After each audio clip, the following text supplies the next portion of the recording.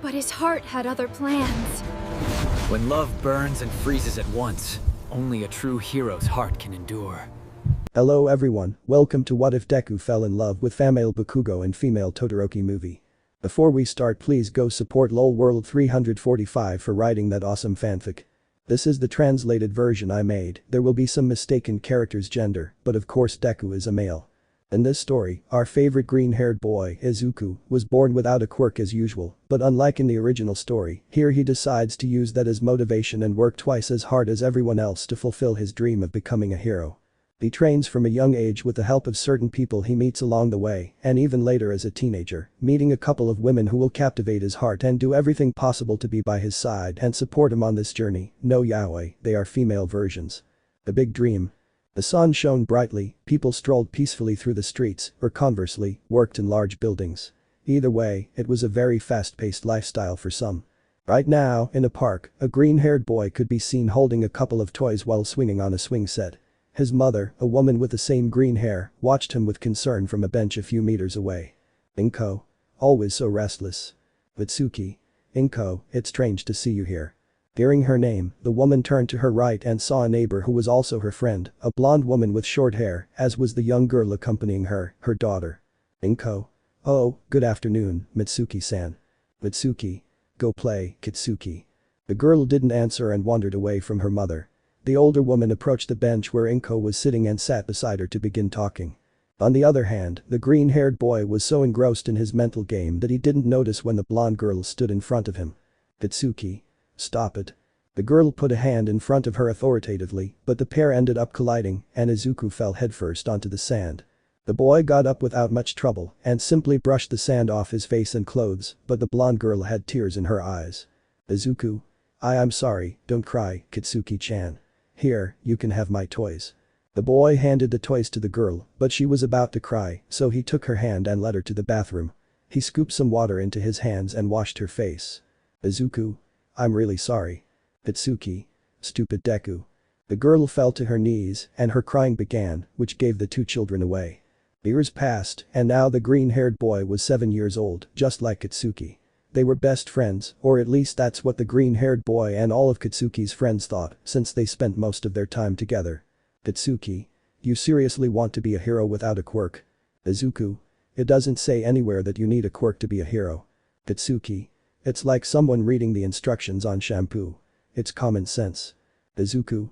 Anyway, I'm going to train to become a great man and hero that you can respect and proudly call your friend. Kitsuki. Huh? You're not even my friend. The blonde said with a look somewhere between serious and disgusted. Izuku. Then I'll become someone I can call your friend. The pair continued talking for a few more hours until it got dark. Because of this, the green-haired boy offered to walk the blonde girl home, and although she refused at first, she eventually agreed. As they walked through the streets, they both felt someone watching and following them, so they quickened their pace. Kitsuki. Deku.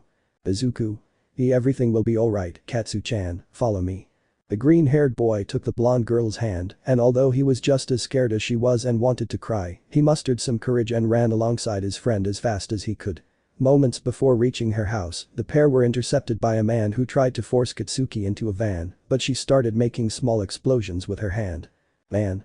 Stay still, brat. Izuku. Katsu-chan. The green-haired boy grabbed a rock lying in the road and struck the man in the groin. The man clutched his groin in pain, but even in agony, he kicked the green-haired boy, sending him sprawling to the ground. Man. You son of a bitch. The man pulled out a weapon, but suddenly something illuminated him from behind. Turning around, he felt something tighten around his wrist. Man. Endeavor. Messing with defenseless children. Scum like you truly have no limits. The hero punched the man in the stomach, knocking the wind out of him. Then, with one hand, Endeavor grabbed the man by the neck and dragged him across the ground, slamming his face against the front of the car, instantly knocking him unconscious. Meanwhile, the hero sighed and turned to look at the children.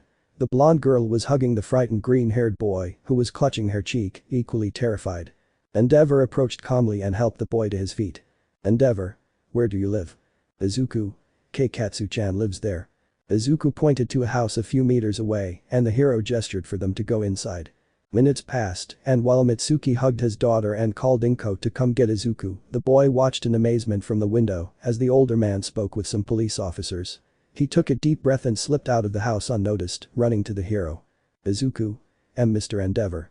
Upon hearing his hero name, the older man turned to face the child. Izuku. I want to be strong like you too, to protect those I love. Endeavor.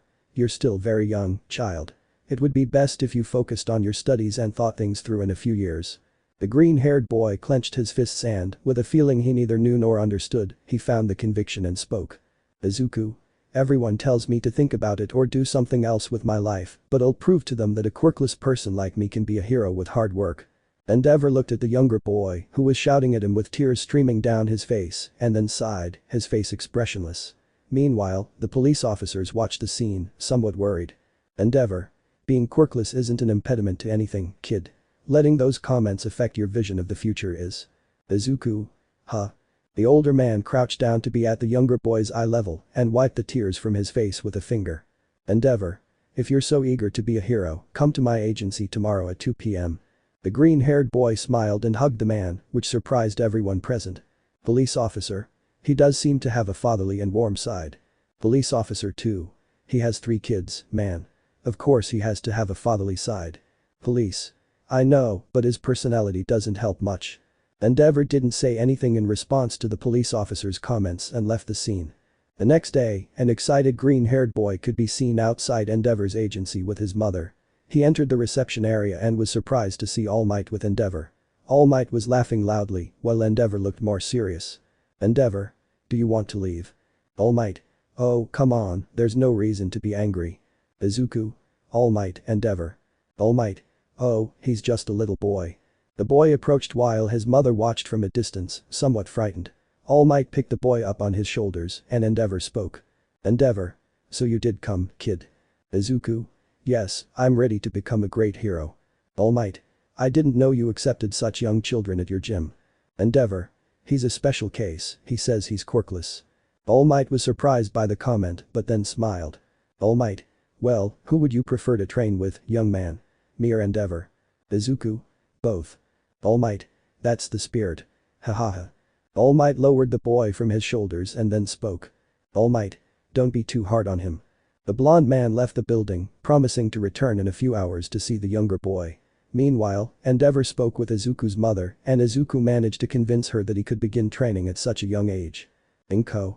Well, I suppose it's good that you're fighting for your dreams from such a young age, but promise me you won't do anything risky. Izuku. I promise, Mom. Inko. If that's the case, I'll come for you in a few hours. Take good care of yourself. Inko hugged her son for about 2 minutes and then let go, even though she didn't want to. The days passed, those days turned into weeks, and those weeks into months. Right now, the green-haired boy was 8 years old and running outside the gym while being watched by a young girl with two-toned hair and a slight burn on her face. Izuku. How long did I do, Todo-chan? Todoroki. 7 minutes. Looks like a new record. Izuku. Awesome. The younger boy jumped for joy while, on the other side, Endeavor spoke. Endeavor. Shako, come here. Todoroki. I'll be right back. Todoroki got up from his seat and walked over to his father. Endeavor. Have you started training too? Todoroki. I want to be a hero too. Endeavor. I'm not against it, but you have to tell me or your mother. You can't just run away from home like that. Todoroki. Sorry. The girl gave a slight bow and then returned to Izuku, but noticed that Almight was talking to him enthusiastically, so she decided to go back to her father to have her own training. More time flew by, and now an accident could be seen at Endeavor's gym. It was practically frozen solid because Todoroki had lost control during a training session with Izuku, unleashing the power his body sometimes contained, but didn't know how to control. On one side, Todoroki could be seen worried outside the gym while her mother and sister hugged her. Todoroki. Izuku, I'm sorry. On the other side, Endeavor was melting the ice while Almight punched at it to break it up. Meanwhile, the police were making sure there were no more injuries and also helping the heroes with drills or whatever they had on hand. Ray. It wasn't your fault, honey, it wasn't your fault. Minutes later, a frightened green-haired boy could be seen with a blanket draped over his shoulders, like others trying to warm up. This incident triggered a terrible fear in Todoroki of his eyesight as he witnessed how dangerous it was to others. He decided to stop using it and suppress it, which saddened him as he believed it was his fault. Years passed and the green-haired boy followed a daily routine that kept him quite busy. In the mornings, he went to school, did his homework, ate something, and then headed to Endeavor's gym as quickly as possible. Depending on the day, he would train with Endeavor and Todoroki or with Almight. At the end of the day, he would go to Katsuki's house to talk to her and help her train or with any other chores. After so much time, the green-haired boy could finally be seen in his final year of high school. On one hand, Katsuki was talking to a group of boys who considered her a sort of leader because she was the best fighter in the class, in addition to her aggressive nature. She had also become quite attractive over the years. She didn't have the most voluptuous body you'd ever see, but she was undoubtedly a total beauty. On the other hand, Izuku was still that somewhat shy young man who found it difficult to socialize and kept the fact that he was training to be a hero a secret, mainly to avoid the teasing of his classmates and Katsuki, who sometimes let himself be influenced by their attitudes. Katsuki. So, Deku, have you given up on your dream of being a hero? Izuku. Not yet, Katsu-chan. Katsuki. I'll just say this. If you plan on wasting a year of your life trying to get into UA, I'll feel so sorry for you that I might come and see you. Izuku. I understand, Katsu-chan. The green-haired boy was already quite nervous, his thoughts racing as he realized there were all sorts of extraordinary young people out there with quirks that set them apart from everyone else, and then there was him. Classes ended, and our green-haired friend left school feeling somewhat dejected, watching his childhood friend fight a bully outside and easily defeat him. Izuku didn't want to go home. The fear of failing consumed him, draining his will to do anything. So, after boarding the train, he got off at the last stop and walked towards the sunset until he reached a nearly empty park. He sat on a bench to write in his notebook. Minutes passed, and the green-haired boy leaned back completely on the bench. Even though his phone was vibrating intensely, he simply turned it off. Izuku. Am I really good enough to be a hero? Izuku ran a hand through his hair and sighed, unsure of the answer to his own question. He stood up and waited for the last train. When it arrived, he turned on his phone and called his mother, who scolded him relentlessly over the phone and said she was waiting for him at home to talk. After hanging up, Izuku noticed a couple of men intimidating some children and their mother, and the scene transported him back to his childhood. The whole thing flashed before his eyes in a flash, and he took off his backpack, clutching it in his hand. He walked slowly, and one of the men noticed him approaching and turned to look at him, but to his surprise, Izuku threw the backpack at his face. Man. Ugh, what are you doing? The man took his backpack off his face, and at that very moment, Izuku punched him so hard he felt his nose break. The man's companion turned around, and Izuku, remembering his training with everyone, waited for him to make a move first, which he did. The man tried to cut him with a knife, but Izuku grabbed his arm and threw him to the ground, then twisted the man's arm, causing him to drop the knife in pain. After that, Izuku delivered a powerful knee to the back of his neck, knocking him unconscious. Izuku. Hey, are you okay? Izuku looked worriedly at the family, and they nodded somewhat fearfully. The train stopped immediately, and Izuku and the family got off as quickly as they could, each going their separate ways while the officers took over. Izuku. I took down some criminals all by myself. As Izuku ran through the streets, small tears of happiness escaped his face. Izuku. How could I forget? With enough effort, I can become a hero. The green-haired boy arrived home, and his mother scolded him even worse than on the phone. But after a few minutes, she calmed down and saw that her son was alright. Inko. Don't scare me like that again, boy. You're almost 17. You shouldn't frighten me like that. Izuku. I'm really sorry, but I needed to think in a completely free environment all by myself. After that, Izuku went to his room to rest peacefully for the rest of the night. The weeks of vacation passed peacefully, and on one hand, Izuku continued training. But since he didn't have classes now, his days were more relaxed and he could truly rest without any problems.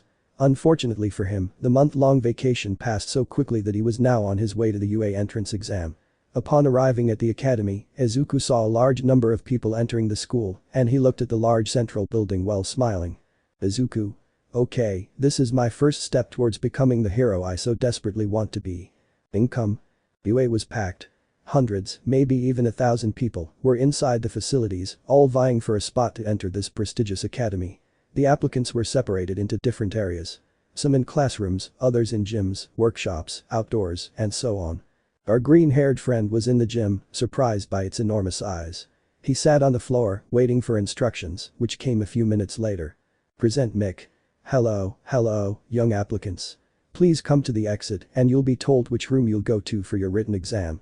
Minutes passed, and our green-haired friend was assigned a room on the second floor. Upon entering, he saw about 13 people, including himself, so he was sure even more would arrive. He sat in the back, with 2 empty seats beside him, so he decided to take a nap while waiting for the teacher. Katsuki. Hey, spit it out, half and half girl. Todoroki. I have a name. Katsuki.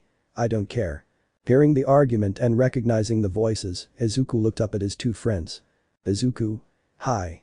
Todoroki. Good morning. Katsuki. Why did you come here? Izuku. I said I'd come to take the entrance exam so I can become a hero worthy of admiration, right? Katsuki. Yeah, just don't cry when you don't get into the academy. While the pair talked, Todoroki watched everything with his usual expressionless face. Aizawa. Alright, it seems everyone's here.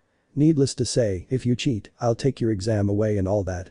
Aizawa took the exams in his hands and handed them out one by one. After finishing, he sat on the desk and set a timer on his phone. Aizawa. You begin. You have exactly 2 hours. Everyone started answering, and our green-haired friend wasn't doing too badly. He wasn't the smartest, but he could certainly hold his own. The minutes passed, and to everyone's surprise, a tall boy finished after 30 minutes. Aizawa. You forgot to write your name, genius. Upon hearing that, the whole class chuckled a little, except for Izuku and Todoroki, but Aizawa shushed the others. In the end, Izuku finished before Todoroki and Katsuki, so he wished them good luck. Todoroki. Katsuki.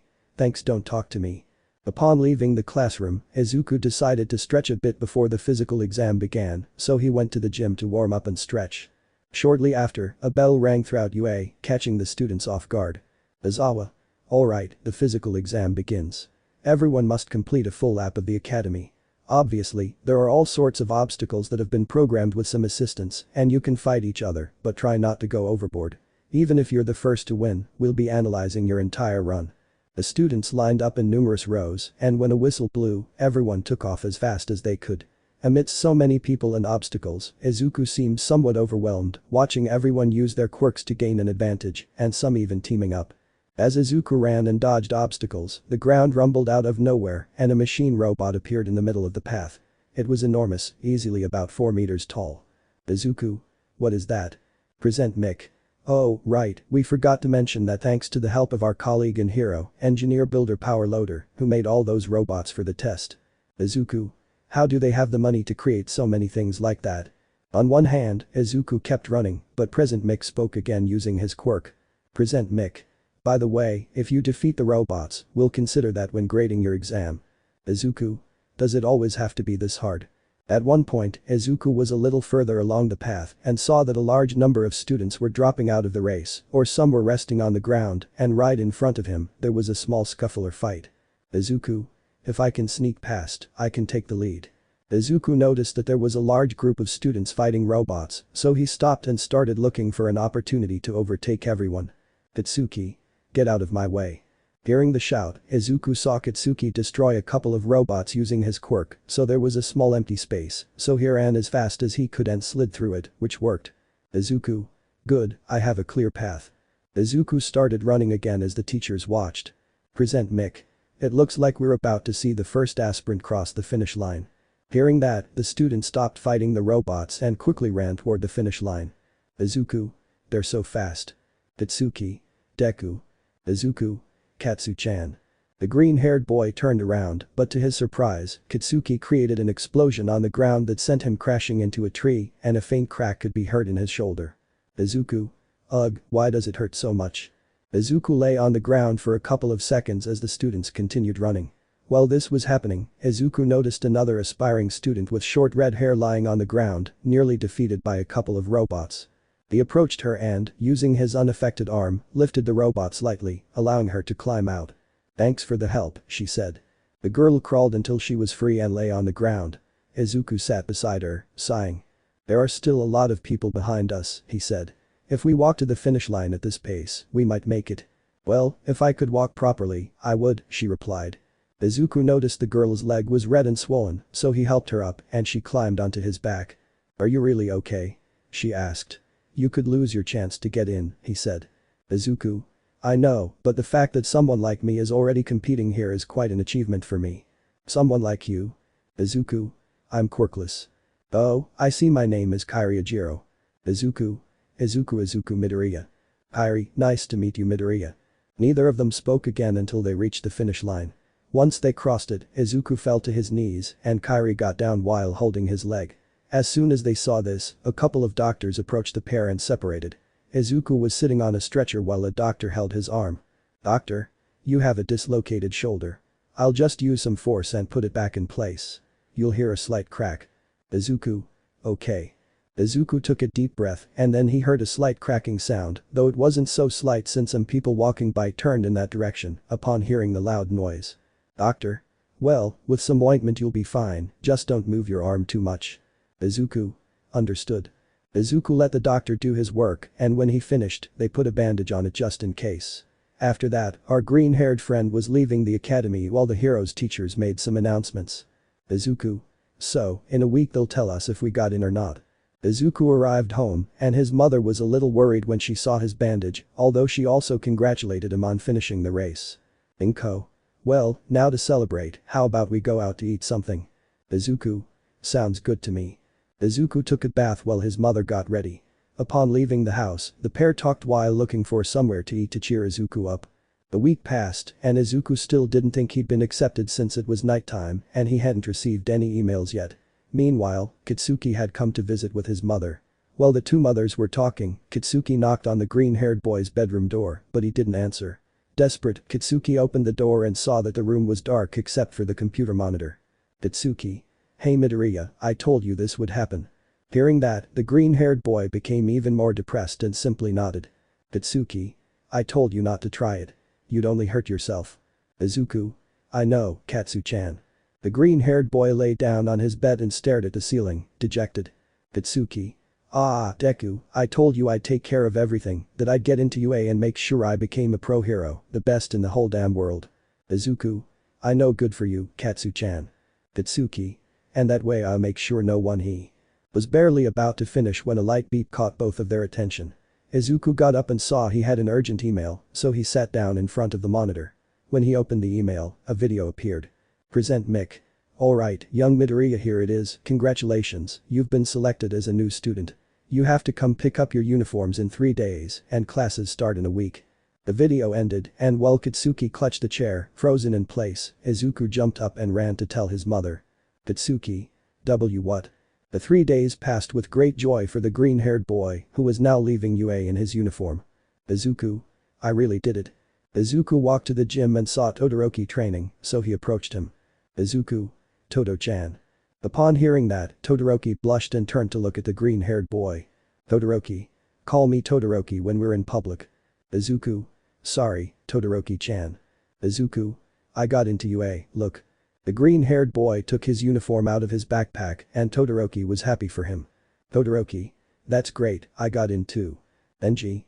"So you're back, Midoriya, but it's not time for breaks." Todoroki. "Dad, I'm talking to Izuku." Genji. "Huh?" Todoroki put his hand on Izuku's shoulder and whispered something in his ear. Todoroki. "I'm going out with Izuku-kun for a while." Genji. "Sure."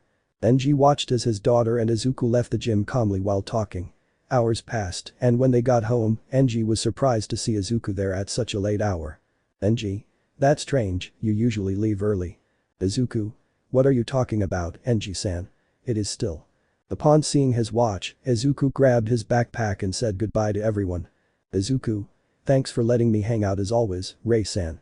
See you later, Todo-chan, Fayumi-san, and Natsuo-san."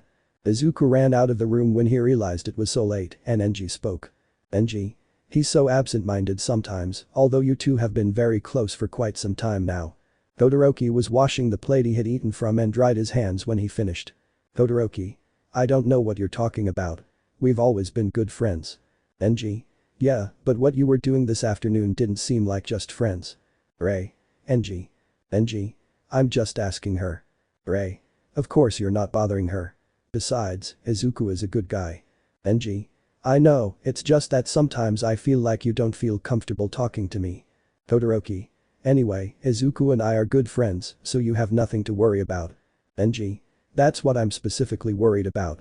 Todoroki calmly entered his room and a few seconds later, his mother followed. Rei. "Forgive him. Sometimes he speaks before he thinks." Todoroki.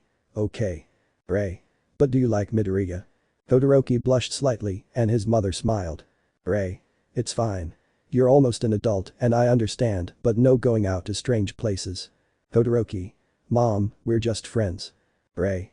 Well, who knows what the future holds. Besides, he's practically family now. Todoroki didn't say anything at that last comment and decided to take a bath. The day of the academy's entrance exam arrived and our green-haired friend could be seen excitedly searching for his assigned classroom. Izuku. Wanna, where is it? Izuku continued wandering around the school until he found the classroom. He slowly opened the door and everyone inside stared at him. Izuku. Hello. Izuku closed the door and looked for a place to sit. There were a couple of free seats in the corner, so he went to sit there without much trouble. Minutes passed and to our green-haired friend's surprise, Todoroki came through the door.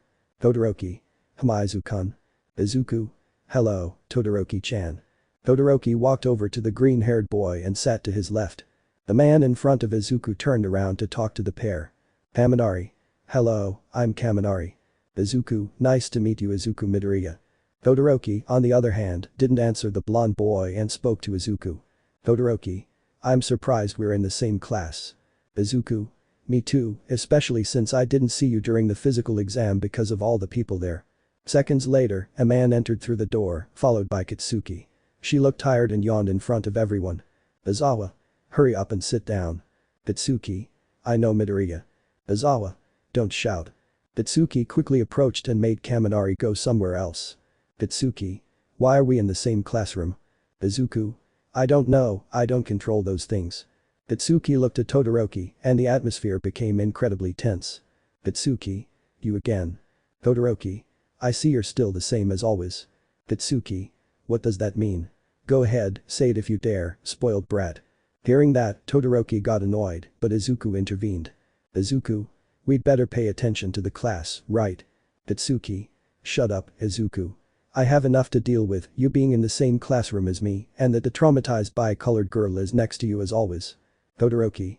Do you have a problem with me being near Izuku-kun? Upon hearing the nickname, Katsuki smiled. Katsuki. Izuku-kun, huh? Do you like that nickname? Katsuki grabbed Izuku's shoulder, but Todoroki lightly punched Katsuki's hand. The two girls glared at each other angrily, but out of nowhere, Aizawa hit each of them on the head simultaneously with two books. Aizawa. Pay attention to the class, and you, change seats. Izuku stood up and Aizawa told her to sit at the other end of the room. Aizawa then forced Katsuki to sit right next to Todoroki. Katsuki. I hate you. Todoroki. I wouldn't waste my time on you just to hate you. Aizawa. Shut up, both of you. While Aizawa was introducing himself and writing some things on the board, Katsuki gave Todoroki a light punch in the stomach. Todoroki. You want me to get mad, you blondie. Todoroki, on the other hand, pinched Katsuki's leg and she slapped him away, then smiled in a way that annoyed Todoroki. Katsuki. Are you that jealous of my legs? Is it because Deku loves them? Hearing that, Todoroki almost burned his seat with anger, but he decided to calm down and sighed. Todoroki. Izuku-kun probably likes something about you. Mina. Girls, I can hear you. Both. Shut up. Mina turned to look at her notebook and whispered. Mina. Poor green-haired boy. Class continued and Todoroki and Katsuki stopped fighting, mostly because neither of them wanted to lose their notes and besides, if they looked at each other, the fight would start again. The break time arrived and the pair went directly to where Izuku was, but they were surprised to see him with a tall man and a woman a little shorter than him. Kairi. I didn't think we'd be playing together, Midoriya-san. Izuku. You can call me Izuku. Kairi. Okay, Izuku-san. Izuku. Why the san? Kairi. Well, if I call you Izuku-kun it sounds kind of weird. Ida. Just call him Midoriya-kun and that's it. Kairi. I guess that's better. Katsuki. Hey Deku, come here. Katsuki grabbed Izuku by the shirt and dragged him to the cafeteria. Izuku. What's up? Katsuki. Get in line for me. Izuku. Huh. But there aren't that many people and. Katsuki. You do it. Izuku. Fine. Katsuki gave Izuku some money and he bought a mini pizza for the two of them, as well as a couple of bottles of water. They both ate peacefully and while Izuku made conversation with Katsuki, she ate and listened to him talk. Katsuki. That damn bi-colored girl, always so clingy. Izuku. Todoroki is a good person, he. Katsuki. Don't even mention her in front of me. Izuku. Right. Izuku pretended not to have seen or heard anything. Suddenly, recess ended and the pair returned to the classroom. Hours passed and it was time to go home. Katsuki was looking for Izuku, but when she saw him get on the train with Todoroki, she got angry and ran as fast as she could to catch it, but she didn't make it. Annoyed, she waited for the next train, and when she got home, she left her backpack in the entryway and sat on the sofa. Katsuki. Look at that face you're making. If Midoriya saw you like that, he'd be scared. Katsuki. Oh, don't remind me. Katsuki. Did something bad happen? Katsuki. No, it's just that stupid bi-colored girl is in the same class as us, and besides, she was talking to some girl the whole time. Katsuki. Oh, my little one is jealous. Katsuki got angry at the comment and his mother noticed. Katsuki. But I also have to tell you something, you can't be mad at the boy for having female friends, it's normal for him to have them, besides, you're not his girlfriend or at least I don't know about it. Katsuki. Of course he's not my boyfriend. Katsuki. But you want him to be, otherwise you wouldn't care about how many female friends he has. Katsuki. Ugh, stop making this harder, okay? Katsuki. I'm making it easier for you, I know you like him, and I have nothing against that, I like him, and I'd like you to be a couple, but you can't keep him in a bubble and want to have him all to yourself. Katsuki remained silent at that, but then his mother spoke. Katsuki. That said, you should be careful from time to time, there are some real bitches out there. Katsuki. Smiled at that and then went to sleep. The first day had been too long. Short training session. The day began in the most pleasant way for our favorite green-haired boy. He had barely finished his breakfast when he went to his room to exercise a little while watching TV. Izuku. Oh, it's Genji-san. Izuku turned up the TV volume a bit and put aside the hand weight he had been using. Reporter. We're live from the agency of Endeavor-san, the #2 hero in the world. We know you're a busy man with all your missions, but we'd like to ask you a few questions. Endeavor. Go ahead. The reporter began asking a few interesting questions, but Izuku started to get a little bored, so he decided to leave the house. He didn't have any plans. His mother was resting, and he, on the other hand, had the whole day free. Maybe he could go for a morning walk or something else. As he walked through the streets, he bumped into Kairi, who was inside a restaurant, so he approached her. Izuku. Kairi-san. Kairi. Huh. Oh, Midoriya-kun, what are you doing here? Izuku. Do you work here? Kairi. Occasionally. It's my parents' restaurant. Want to come in? Izuku. Sure. Upon entering, Izuku saw that the place was moderately large but crowded. In the kitchen, he could see 3 people and a cashier standing next to the stove. Kairi. Come into the kitchen, don't be afraid. Kairi was wearing a black apron over a short-sleeved shirt and pants, and she had a kind of headscarf covering part of her hair. Kairi. These 2 are my parents, and this is my older brother. Ellie. Nice to meet you. I'm Eliajiro, Kairi's mother. Izuku. Nice to meet you, ma'am. Izuku Midoriya. The green-haired boy shook Kairi's mother's hand, and then his brother approached. Unlike her, he didn't seem to exercise much and wore glasses, as well as having black hair like his parents. Eliajiro, it's a pleasure. Izuku.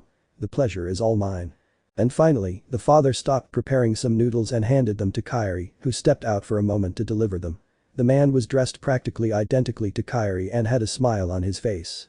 I'm Gaiajiro, young man, and sorry for the sweat. It's just that it's a bit hot.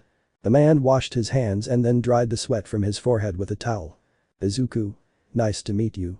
I've never seen you before, although it's rare for Kairi to introduce us to her friends.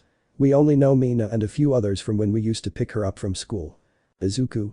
Well, besides, I met her 2 weeks ago at UA. Oh, so you're a new classmate of hers. Tell me, what's your quirk? Personally, despite what I said about the heat, I can withstand high temperatures without any problem, as well as extreme snowfall and fires. And Ali, well, he's a brainiac. Ali. Not quite. My quirk allows me to retain and understand information more easily than others. Even if I see a city for 2 seconds in a photo or painting, I can accurately determine the number of buildings and people. In short, it helps me with any complex mental activity. That's the definition of a brainiac. Izuku. It really shows that not all quirks have to be physical abilities. Ellie. In my case, I don't need to breathe that much. I can go more than 3 hours without breathing. Izuku. Wow, everyone has amazing quirks. And what's yours, kid? While the man continued cooking. Izuku. Oh, well, I'm Quirkless. The trio was surprised by the green-haired boy's answer, and Ali spoke. Ali. The probability of someone being born without a quirk is extremely low. Izuku. Well, I guess I'm special in my own way. Amazing. Even being quirkless, you got into the most prestigious hero academy there is. That's quite an achievement for anyone. Izuku. Well, I've trained most of my life. Kairi. I've been listening from outside. You didn't need to take the exam. Izuku. It's fine, I don't mind. We're just talking. Do you want something to eat? Izuku. I don't know what they sell. Oh, okay, we'll give you the specialty. Go and sit at a table. Izuku. Well, I guess that's fine. Kairi led him to a table, and when she left, Izuku took out his wallet. Izuku. I hope it's not too expensive. Minutes passed, and Kairi arrived with a tray containing an extra spicy curry and a noodle soup. Izuku. It looks pretty spicy. Kairi. That's what the noodles are for, to relieve the heat. Kairi removed the bandage from her head and sat down across from Izuku, taking her plate and noodles. Izuku. Is it okay that you're not working right now? Kairi. I'm on my break, don't worry. Izuku. Fine, if you say so. Izuku took the noodles and then the curry, which he looked at for a few moments. Izuku. Thanks for the food. While the pair ate and talked, Guy watched everything with a smile from the kitchen until his wife spoke to him. Ellie. Hey, we have to get back to work. I know. Hours passed and Izuku stayed at the restaurant helping out since the food had been given to him as a gift and he didn't want to leave without doing something. As night fell, Izuku said goodbye to the family. You can come back anytime, son. Izuku. Son. Ellie, on the other hand, gave her husband a light pinch on the back, but he hid the pain as best he could. Ellie. Don't worry about that last bit, but you're welcome anytime you want. Izuku. Thank you very much. Kairi. I'll walk you out here. I won't be long. Outside the restaurant, Izuku said goodbye to Kairi and she spoke. Kairi. It was nice having you here and I know my parents said it, but you can come back whenever you like. Izuku. Thank you very much. Izuku was about to leave when Katsuki handed him a plate wrapped in aluminum foil. Kairi. I made it in case you want to give it to your mother or eat it yourself. See you, Midoriya-kun. Kairi gave a slight bow, as did Izuku, who walked slowly home. Upon arriving, Izuku gave his mother some food to try and she was surprised. The next day, Izuku was sleeping on the train on his way to UA when, out of nowhere, the train lurched and he fell to the floor along with a few other people who were just as unprepared as he was. Izuku. What happened? Izuku got up, a little scared, his right cheek red from the fall. Announcer. Passengers, we regret to inform you that the train has suffered an engine failure. We kindly ask that you form a line on the tracks and proceed with caution, following the officers. People began to get off and Izuku yawned slightly as he walked. Upon leaving the station and arriving at UA, Kairi looked at him, as did Iida. Iida. What happened to you? Izuku. I was asleep and the train broke down. Kairi. That looks kind of painful. I have some bruise gel. That might help. Kairi took out a blue clear gel and dabbed some on Izuku's cheek. Moments later, Todoroki and Katsuki could be seen watching the scene. Katsuki. Deku, you idiot. Aizawa. I see everyone's here. Go to the locker room and put on your gym uniforms. We'll start training today. As they left the locker room, Mineta was leering at Todoroki, but Izuku and Iida looked at him in disgust. Mineta. Why are you looking at me like I'm not human? Iida. Well, I doubt a human has the same libido as you. Mineta. You guys are playing innocent. I'm sure Izuku thinks about that too, right? Upon hearing that, Katsuki and Todoroki discreetly turned to see Izuku's reaction. At first, he blushed, but then he pretended to cough and spoke. Izuku. Well. Mineta. Right. Izuku. It's kind of natural, I guess, but not to your extent. Unbeknownst to him, the entire class was staring at them. The girls looked uncomfortable, while the boys laughed. Haminari. Come on, Midoriya-kun, you don't have to be so reserved. But they're so close-minded isn't your problem. Mina. Of course not. That you're a pervert is another matter. Haminari. Hey, if Izuku says he even thinks about it sometimes, you can't blame us. Mina. Well, but I'm not talking about him, I'm talking about you and Mineta-kun. Sayu. You two are hopeless perverts, while Midoriya is just a normal person. Mineta and Kaminari started arguing with Sayu and Mineta. Meanwhile, Izuku, still somewhat embarrassed, apologized to all his female classmates. When he reached Katsuki and Todoroki, he bowed slightly, as did the others. Izuku. I'm really sorry. Todoroki. It's okay, don't worry about it. Nobody's a saint. Katsuki. You're hopeless. You always end up getting attention in the stupidest ways possible. Aizawa. I see you're all very active early this morning, so we'll start with individual sparring matches to warm up. You can use your quirks. As Aizawa said this, he looked at Izuku and remained silent for a few seconds. Aizawa. Well, it's not like you have many options, but give it your best shot. Izuku. Yes. Aizawa. What might be interesting to start with? Aizawa looked at the students for a few seconds until he remembered something. Aizawa. You two are supposed to be childhood friends, right? Izuku. Yeah. Hitsuki. Acquaintances would be a better word. Aizawa. Anyway, you have 10 minutes, so give it your all. If neither of you wins, you'll both have to clean up after school. Aizawa walked away, as did the rest of the group. On one side, Kitsuki could be seen clenching his fists, and on the other, Izuku was stretching his arms a little. Aizawa. And begin. Aizawa set the timer on his watch and focused on the fight. It wasn't on a whim that he was doing this. In fact, if it were up to him, he would have stayed in the air-conditioned classroom instead of being outside on this hot morning. But the principal had asked them to evaluate the students' fighting skills. Kitsuki. Okay, Deku, I hope you won't be mad at me if I happen to break one of your bones. Izuku. Understand. Izuku got ready and noticed Kitsuki approaching quickly. He already knew her fighting style. Apparently, watching her fight outside of school on some days was useful. She was fast, frenetic, and tried to finish off her opponent as quickly as possible. She didn't have much technique and only planned strategies when she knew her opponent was stronger than her. On the other hand, Izuku was methodical. He analyzed first and acted later, or at least that's how it was most of the time. Kitsuki. Come on, stop dodging my punches. As Izuku backed away to dodge the blows, he noticed a slight pattern. 2 left punches, one high and one low, followed by a right punch, and finishing with a kick or a low blow with the left hand again. Izuku. Here it comes. Blocking the impacts, Izuku waited for the final blow. Izuku. It's her fist, here it is. When Kitsuki tried to punch him in the abdomen, Izuku caught her fist with one hand and with the other delivered the punch with some force. Following that, Kitsuki tried to punch him in the face, so Izuku grabbed his partner's arm and spun around to throw her to the ground. Kitsuki got angry and used her quirk, and an explosion injured the green-haired boy in the stomach. Izuku. Ugh, it burns. Izuku touched the area and saw some light scrapes. Meanwhile, Kitsuki approached the green-haired boy and began to frantically punch him without giving him a break, but to her surprise, the green-haired boy counterattacked with a kick, followed by a couple of punches to her stomach. Kitsuki. You're holding back, hit me good, you useless thing, do it. Kitsuki began to hit Izuku hard, but he only blocked the blows. Kitsuki. Don't think that just because I'm a girl I can't beat you. You know I never give up and I've fought guys bigger and stronger than you, so drop that stupid attitude and don't let your punches soften. Seeing that the green-haired boy wasn't doing anything reminded her of the time when several guys were bullying him and he simply didn't defend himself. So, in a fit of anger, she created an explosion that hit the green-haired boy in the face. Kitsuki. Defend yourself. I won't always be around to fight for you.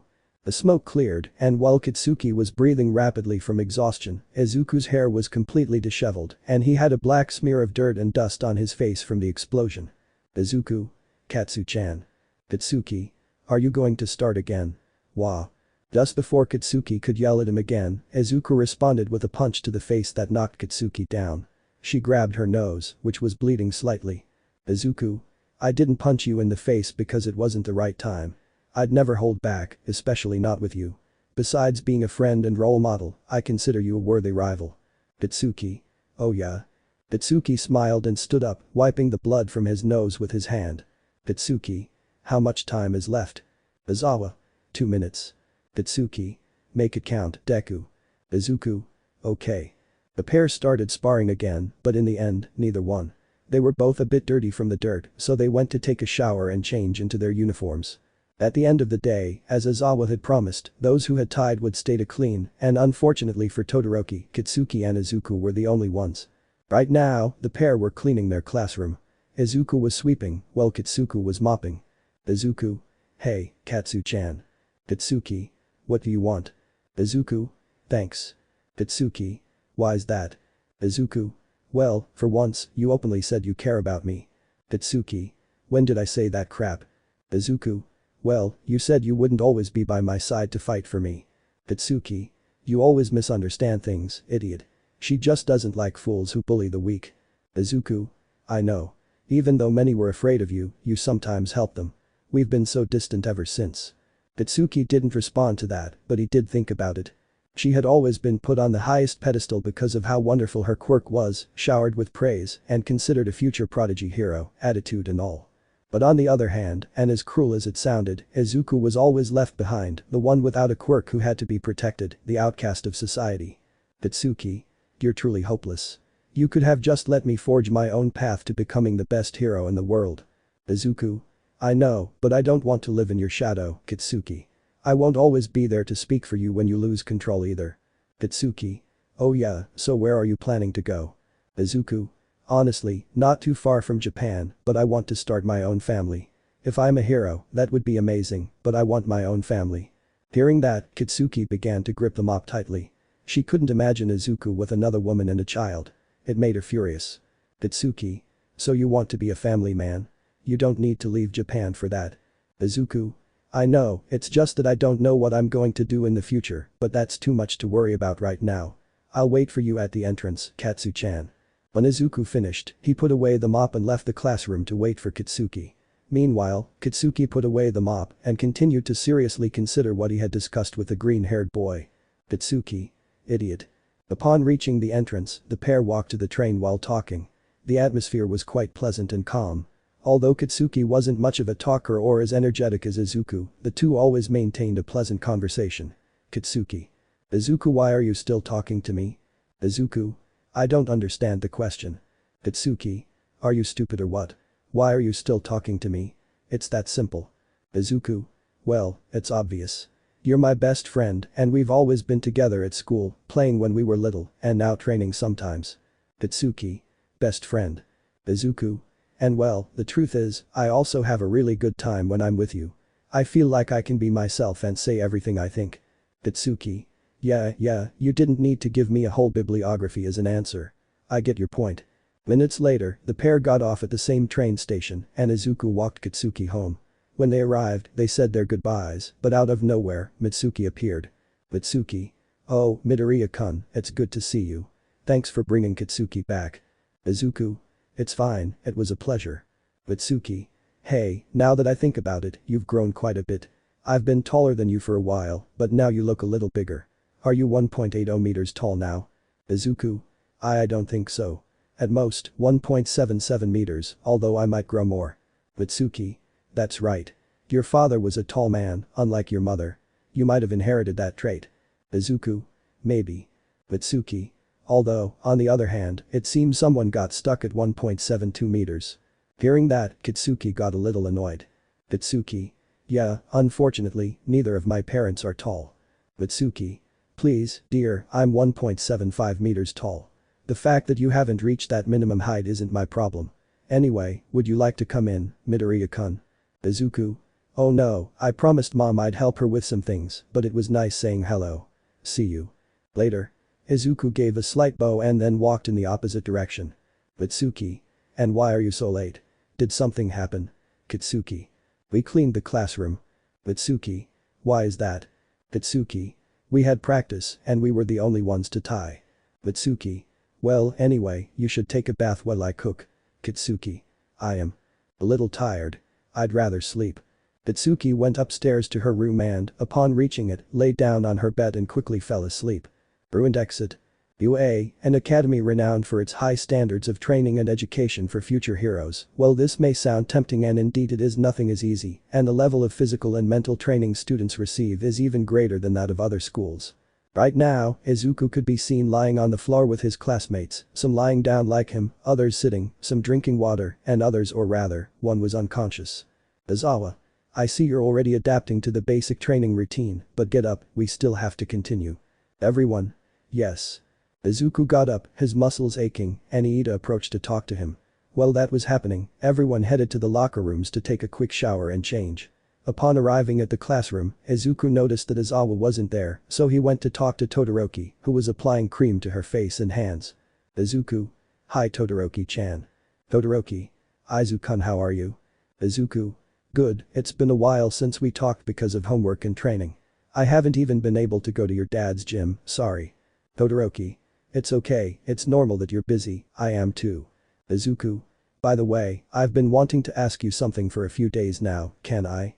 Todoroki. Go ahead. Todoroki took a piece of gum out of his backpack and the green-haired boy spoke. Izuku, are you free Friday afternoon? Todoroki. Yes, why? Izuku. Great, would you like to go somewhere with me? Upon hearing that, Todoroki blushed slightly without losing his usual expression, but Kitsuki, who was entering the room, froze. Todoroki. That would be really nice. Izuku. Okay then, I'll pick you up at your house Friday at 3 p.m. Todoroki. Understood. Aizawa. Everyone back to your seats. Izuku returned to his seat and Todoroki still had a slight blush on his face as he smiled, though it was barely noticeable. The week passed peacefully and on Friday, Todoroki was seen trying to decide what to wear to go out with Izuku when his sister arrived. Fayumi. Where are you going? Todoroki. I'm going out with Izuku-kun. Hearing that, his sister smiled and approached. Fayumi. Oh, how sweet. Are you two dating now? Todoroki. No, we're just going out like any other pair of friends. Fayumi. Well, anyway, I see you're having trouble choosing clothes. Let me help you. While Todoroki was showering, Fayumi started looking for clothes for her younger sister. When he came out of the shower, Todoroki went to his room with a towel wrapped from his chest to his knees. Looking at his bed, he noticed that his sister had left him a rather pretty cream-colored dress. Todoroki. Since when did I have this in my closet? Fayumi. Oh, it was mine, but I'm sure it will look great on you too. The dress was a one-piece, with decorative buttons and a thin fabric belt that couldn't be removed. It was simply there for show. Todoroki put on his underwear after drying himself thoroughly and then put on the dress. It looked great with his short hair. The skirt barely reached his knees, but overall he looked quite nice. Fayumi. You need a large bag or purse. I'm sure I have something that would match. Fayumi went to her room and meanwhile, Todoroki decided to go to the living room while he waited for his sister. As he sat down on the sofa, his father looked at him. Genji. When did I buy you that dress? Todoroki. It's Fayumi niece. Genji. Oh, I knew it. Todoroki remained silent, waiting for his father to continue, but he looked at the TV. Todoroki. Aren't you going to ask me where I'm going? Genji. I suppose with Midoriya. You'd only wear a dress for him. Todoroki looked at him seriously, but at that moment, Fayumi arrived. Fayumi. Here, take it. I haven't used it in a while, and it's in good condition. The older woman handed him a bag in a similar color to the dress, with a rather long handle. While this was happening, Natsuo arrived home with some sweat on his forehead. Natsuo. It's so damn hot, are you going with Midoriya? Todoroki. Yes. Natsuo. Have a good trip. After that, Natsuo went straight to the bathroom to take a relaxing shower. A few minutes passed while Todoroki waited for Midoriya with his sister and father. Everything was calm and quiet until the doorbell rang and Todoroki went to open the door to find the green-haired boy wearing a short-sleeved shirt, jeans, his usual sneakers, and a watch on his wrist. Izuku. Todo-chan, you look pretty good. The green-haired boy was surprised by his friend's outfit and stared at her. She blushed slightly but then spoke. Todoroki. Thanks, you look good too. I'm just going to grab something else, I won't be long. Todoroki went to his room for a few moments and Izuku looked at the family. Izuku. I'll be back at 8, right? Natsuo. Hopefully, everything will be ready by then. Izuku. Okay. Todoroki. Alright, I'm back. I'll be back in a few hours. The pair left the house and at that moment, the whole family got to work. Meanwhile, the younger ones were on the train on their way to the mall, chatting quietly while standing because it was crowded and the seats were taken. The train gradually filled up and finally, someone offered their seat to Todoroki while Izuku stood across from her. Todoroki. I hadn't realized how much he's grown. He's not that innocent child anymore. Now he's more an adult. Izuku. We're getting off here, Todo-chan. Todoroki. Okay. The train stopped and the pair tried to get off through the crowd but it was difficult so Izuku took Todoroki's hand. They finally managed to get off the train and walk to the mall without holding hands. Upon arriving, the pair were surprised by the enormous crowd so they decided to move away from it and went to the movie theater. While they were waiting in line, chatting, they heard a nearby explosion and fire began to engulf the streets. Some windows shattered, people were bleeding, and many were rushing into the hospital seeking protection. In a matter of seconds, the mall was packed to capacity, and while Izuku and Todoroki were administering first aid to some people, a villain appeared from a purple portal. Abi. Alright, that's enough hostages. Kurogiri. You have 1 hour, remember. After that, I'll come for you. Abi. Yes, I don't think it will take me long to find someone. Back with the pair, Izuku watched as the villain walked among the people on the 3rd floor with a few others, while he and Todoroki washed their hands and continued helping others. Izuku. Is your phone not working? Todoroki. No. Wounded. And no phones are working within a 3-kilometer radius, the police were shouting that outside. Izuku? Then we'll have to wait for help. As soon as he said that, a small blue flame appeared on the 3rd floor, which startled all the hostages. Abi. We noticed a very important security agent enter this place to take refuge a few moments ago. There are 2 ways to resolve this. The first is that you hand the man over to us and everyone leaves safely, or we'll have to find him among you, killing anyone who's useless to us. Izuku. Todo-chan, do you think we can get out the back to go to the police? Todoroki. I can take some of the wounded, but they mustn't see us. Izuku. Damn it, even the heroes who were here are unconscious. Todoroki. Although there is another way. Todoroki used his eyesight to freeze the wall, and one of the many people there, who looked rather strong, started hitting it. Izuku. The noise might be a problem. Todoroki. We need some time. Izuku. Okay, I'll be right back. Izuku slipped into the crowd while Todoroki waited for the man to destroy the wall. Meanwhile, our green-haired friend was climbing to the 3rd floor and saw the villain hitting and lightly burning people. Abi. Did you see him? Abi showed the photo to a man who denied it and was brutally beaten. Izuku. It's silly, but I hope it works. Izuku threw a small piece of concrete at a glass wall of a restaurant. When it shattered, Dabi turned in that direction, but out of nowhere, Izuku appeared behind him and kicked him, sending him tumbling to the 2nd floor, somewhat sore. Spinner. What the hell, Dabi? The villain quickly went up to the 3rd floor and noticed Izuku helping some people, so he threw a knife at him. The green-haired boy saw it and narrowly dodged it, but Spinner kicked him in the abdomen, sending him sprawling. Spinner. I can't believe a kid was enough to make Dabi lose hostages. Spinner drew the swords from his back and Izuku got up. Izuku. I'm an aspiring he. Just before he finished speaking, Spinner lunged at him, trying to cut him with his swords. Izuku dodged the attacks as best he could, but then something hit him in the back and Spinner followed up with a kick to the face that made him dizzy. Abi. Doesn't feel good being hit from behind, does it? Spinner. You took longer than I thought. Abi. I had to scare the hostages on the 2nd floor one way or another. Izuku got up, but Dabi punched him in the face, followed by another in the stomach. After that, he ducked and Spinner appeared, striking Izuku in the face again with a staff, sending him sprawling to the ground. Spinner.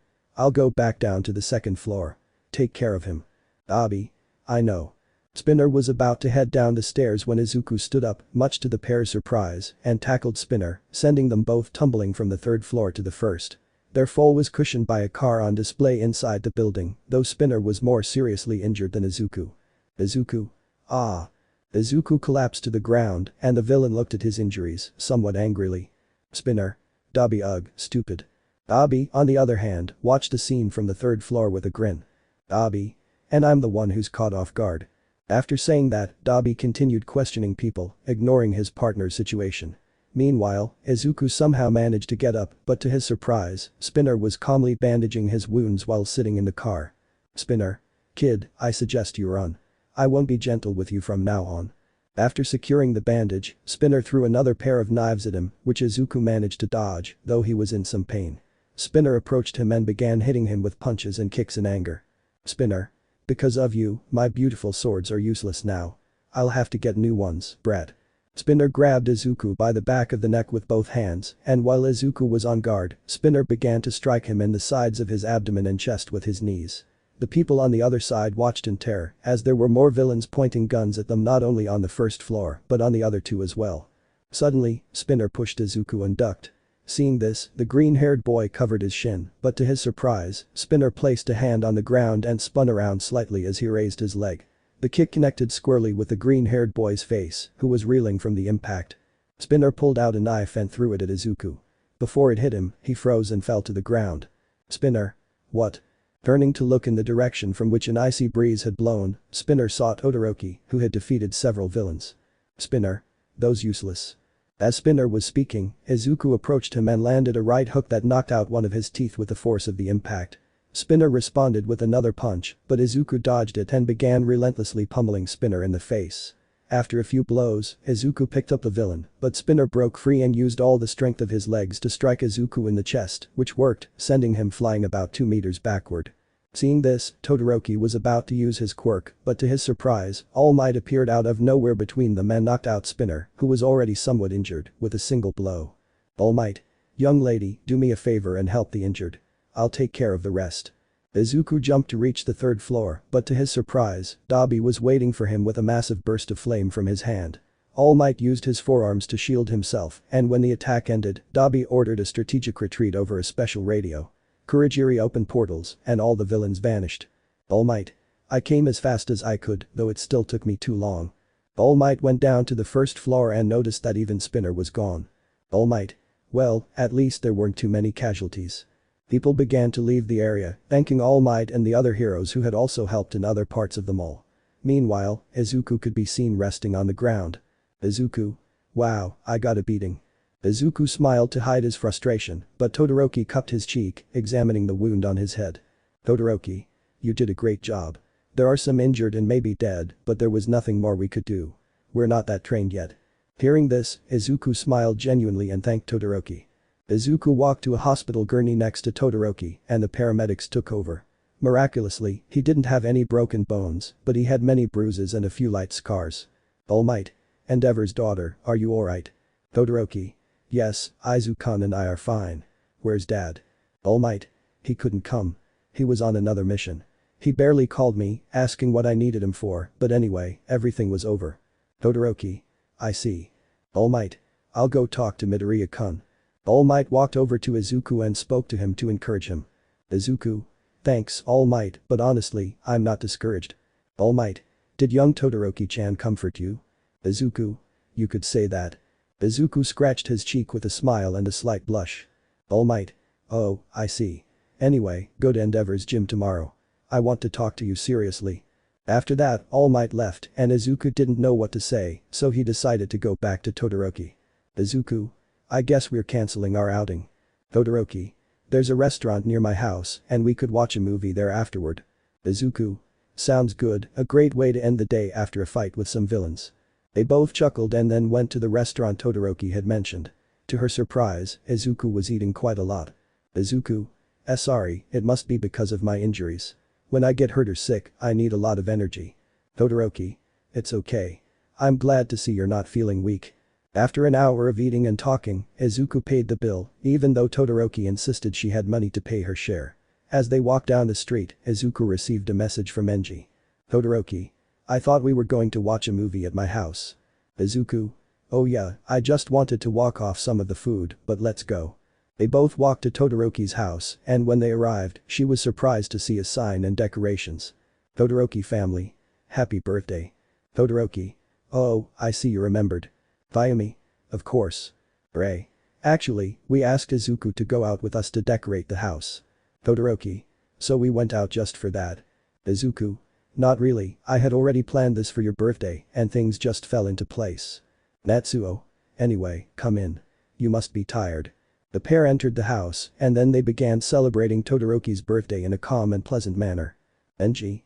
Hey, kid, reports came out that a couple of aspiring heroes were quite helpful. Well done. Ray looked at her husband, smiling, and waited for him to continue. Genji. Oh, and thanks for watching my daughter there. Izuku. It was my pleasure. After that, everyone had a great time at Todoroki's party. Big Nodel one for all. On the quiet streets of Japan, far from UA, the number one hero could be seen walking calmly alongside our favorite green-haired boy, who was somewhat nervous since All Might had personally asked him to accompany him on a morning walk for something extremely important. He didn't know what it was, obviously, and curiosity was eating him up inside, but he waited for All Might to speak anyway. All Might. You know, young Midoriya, we've known each other for quite some time. I've seen your progress as a person and your journey to try to become a hero worthy of admiration. Even people with amazing quirks have had their difficulties, but you it's different. Izuku. Well, I suppose that being considered fragile, it's understandable that people told me it was better not to try. They did it because they were worried about me, or at least that's what I like to think. All Might. If only everyone had that kindness anyway, follow me. There's something I want to show you. The pair slowly drove away from the city, chatting about trivial things. If he'd asked to talk about clothes or how school was going, he wouldn't have asked to go so far out of town. Izuku swallowed hard, noticing that All Might's characteristic humor had gradually shifted to a more serious tone. All Might. Well, we're far enough away from the city now, young Midoriya. Izuku. So why did you call me here, All Might? Toshinori. Just call me Toshinori. You know you can do that when there aren't any people around. Izuku. Oh, right. Izuku had known All Might's secret since he was 9, not because All Might had told him, but because he'd once encountered him just as he transformed from his muscular form into his true form. Toshinori. Anyway, I've been seriously considering something, young Midoriya. I'm already getting old, and my days as a hero are certainly numbered. Maybe I'll join UA Academy to mentor the next generation of heroes, but One for All can't die with me. Izuku. Whoa, One for All. He's only mentioned it to me twice, including this time. So, what do you plan to do? Toshinori sighed and looked at the green-haired boy, who had a worried expression. Toshinori. At first, I thought about giving it to a hero in the top 10, but I had my doubts, so I decided to ask a friend. Izuku. Night-Eye. Toshinori. Yes, that's him. I was discussing it with him for a while. He worries about me a lot.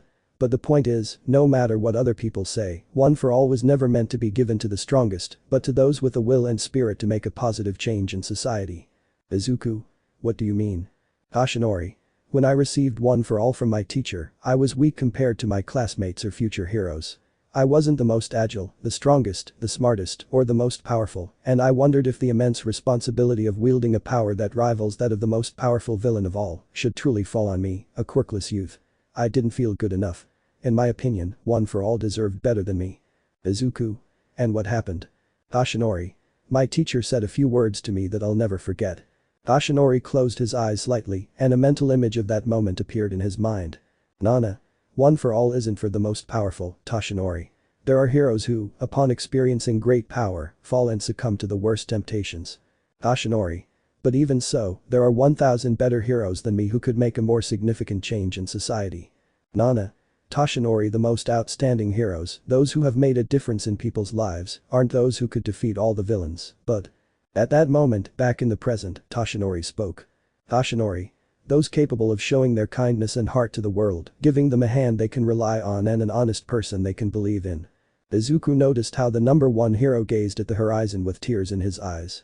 The breeze gently stirred his blonde hair, but moments later he turned to look at him. Toshinori. Those were the words that gave me the courage and confidence I needed to keep going and give the world that honest person they could believe in. That's why, after much thought. Toshinori brushed a strand of hair from his hair and walked toward Izuku. Toshinori. I've decided that you will be the one to wield One for All. Izuku couldn't speak. His face showed the great surprise he felt at that moment, but he wasn't sure what to do. Izuku. See, can I really become that honest person others can trust? Toshinori. You're already an honest person who perseveres for their dreams. You didn't lie to yourself or anyone else when you said you'd get into UA, and you trained hard to achieve it. Izuku. It's a great honor, but I feel like so much responsibility is overwhelming. Toshinori. I don't intend to leave you alone at the start of this journey, young Midoriya. I'll do what my teacher did for me. I'll help you master 100% of One for All, so you can make the change society needs now more than ever. Izuku. So you'll be my teacher? Toshinori. That's right. There's a long road ahead, but please keep this a secret. Izuku. Of course, I won't tell anyone else unless you allow me to. Toshinori. Well, if that's the case, here, eat one of my hairs. Izuku. Huh? Upon hearing that, Izuku closed his eyes while smiling. Izuku. Isn't there any other way I can obtain One for All? Toshinori. That's how my teacher did it with me, so it's your turn. Come on, it's just one hair, it won't hurt you. Izuku swallowed a little saliva and held the hair in his hand. He looked at it for a few moments, somewhat disgusted, and put it in his mouth. He tried to untangle it by squeezing it between his teeth, but when he saw that it didn't work, he ended up swallowing it. Izuku. Wee. Toshinori. Well, I suppose it was inevitable. Good thing I brought a bottle of water. Toshinori handed Izuku the bottle and a piece of mint gum. After rinsing his mouth, Izuku took the gum and began chewing it to get rid of the unpleasant smell. Toshinori. Well, for now, you'd better go to school. We'll start training tomorrow. Izuku. Understood. Toshinori returned to his muscular form and let Izuku climb onto his back. Then, he took great leaps to get to UA as quickly as possible. Upon arriving, the pair said their goodbyes. Izuku climbed down from the rooftop where All Might had left him and entered the academy, heading to his classroom. When he arrived, he noticed Aizawa was already there and everyone was writing something in their notebooks. Aizawa. 10 minutes late, but it'll be quick. Izuku. Sorry. Izuku went to his seat and took out his notebook and a book. He was just about to ask what they were doing when Kairi handed him a piece of paper that listed everything they were doing. The hours passed, and at the end of the day, before the students went home, Aizawa gave them some news. Aizawa. By the way, tomorrow we'll start a week of physical training, so bring your clean uniforms and be ready to feel like all your bones are breaking. Izuku. What a way to motivate us. Aizawa. And do your homework and all that. Aizawa calmly left the classroom and the students left the academy, each going their own way. Kairi. By the way, Midoriya-kun, I didn't ask, but why were you so late? Izuku. Well, I had a slight problem, but it's fine. Iida. Punctuality is important, Midoriya, but if you have any problems, feel free to talk about them. Izuku. I'm fine, it wasn't anything serious. While they were talking, Izuku noticed Katsuki standing alone, waiting for the train home, while all around her there were many groups of people talking amongst themselves. Izuku. Well, anyway, I hope I'm not late tomorrow. I have to go now. See you later. Kairi. Sure, see you soon. Izuku walked over to Katsuki, who was engrossed in her phone with her headphones on. He sat down next to her and lightly touched her shoulder. Izuku. Hey Katsu-chan. Katsuki. What are you doing here? I thought you'd be talking to that stupid half-and-half girl. Izuku. No, Todoroki-chan, I was busy today, but it's been a few days since we last talked. Katsuki. Do I have to talk to you every day? Izuku. No, I know it would be kind of overwhelming, but we're best friends, so I thought it would be nice to come over. Katsuki gave him a serious look and then sighed. Katsuki. You're going to really start overwhelming me someday. Izuku. I hope it's not soon. They continued talking for a while, then boarded the train, and Izuku fell asleep leaning against his friend's shoulder. She had a slight blush on her face. Seeing the train get even more crowded, Katsuki noticed someone trying to steal Izuku's phone, so she pulled him even closer and hugged him angrily. After that, her hand was nowhere to be seen for the rest of the journey. When they arrived at their destination, Izuku woke up to find Katsuki gently shaking him, but she was already standing. Katsuki. We're almost there, get up. Izuku. Right. Izuku grabbed his backpack and stood up with a slight yawn. Moments later, they both got off the train and started walking to Katsuki's house. Katsuki. You don't always have to walk me home, you know. Izuku. Well, I do it because I worry about you, just like you worry about me sometimes. Katsuki didn't say anything, and they continued walking until they were in front of the blonde's house. Katsuki, goodbye Deku. Izuku. See you later, Katsu-chan. Katsuki entered the house and noticed his parents weren't home, so he went to his room. Once there, he changed out of his uniform and into workout clothes. Tight leggings and a crop top. He didn't need to tie his hair up since it was already short, but he also put on gloves and sneakers. After that, he left the house and went for a run in the nearest park. He didn't know why, but lately he'd been very irritable, so exercising cleared his mind. After about 30 minutes of running laps around the park, Katsuki returned home to get some water and went back upstairs to use some hand weights and do a sort of pull-up bar with his feet. While he was doing that, several memories of the green-haired boy talking to Kairi and Todoroki flooded his mind, so he started moving faster until he finally dropped the weights, got off the bar, and thumped the bed. Katsuki. Damn it, I'd better take a bath. Katsuki filled the tub with warm water, waited for it to fill, and then stepped in until the water covered her breasts. As she washed her arms with soap, several mental images of her and Izuku as children playing in that same tub appeared. She didn't know why she spent so much time thinking about it, but she decided to rinse her hair. Katsuki. Damn stupid Deku, why the hell are we best friends? Why do you accept someone like me as your friend? Katsuki hugged her legs and closed her eyes, letting the water soothe her. When she opened them a few moments later, she noticed some blood floating in the water. Katsuki. Damn it. That's why I shouldn't take so long in the bath when I'm on my period. Katsuki cleaned the area with a paper towel, even though it was still wet, and then finished bathing, getting out of the tub to let the water drain. After getting out of the bathroom, she put on a sanitary napkin and then got dressed. Katsuki. Hey, come downstairs, Katsuki. Izuku-kun is here. Katsuki. What the heck? Katsuki came downstairs, still with wet hair, and saw Izuku talking to his father. Katsuki. What's he doing here? Katsuki. Don't be like that.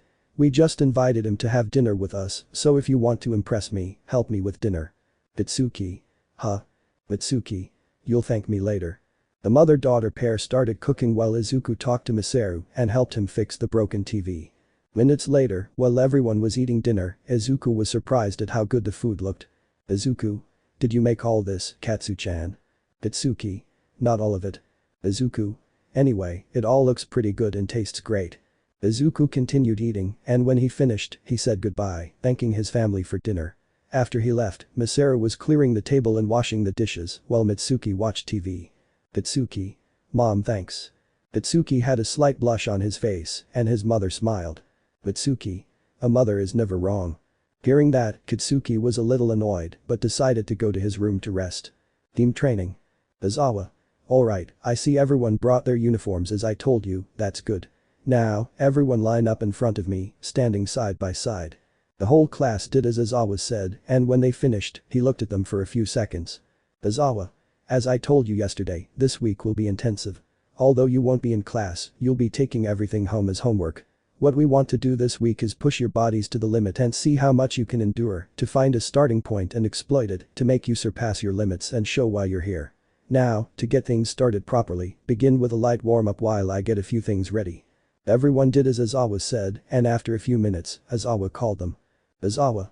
Okay, now that you're warmed up, I'll make teams of 4, so when you hear your name called, step forward. Aizawa began calling everyone's names, and Izuku watched as each one stepped forward, except for him. He was more than halfway through the class when Aizawa spoke again. Aizawa.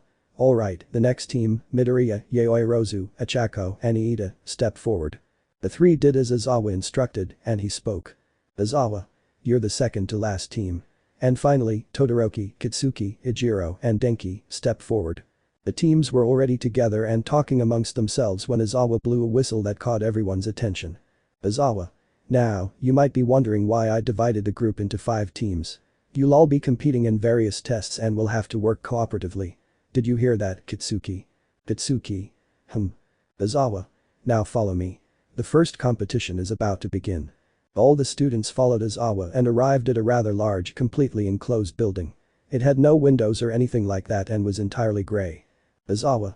Okay, as you can see, this building only has one entrance. What's the test? Simple.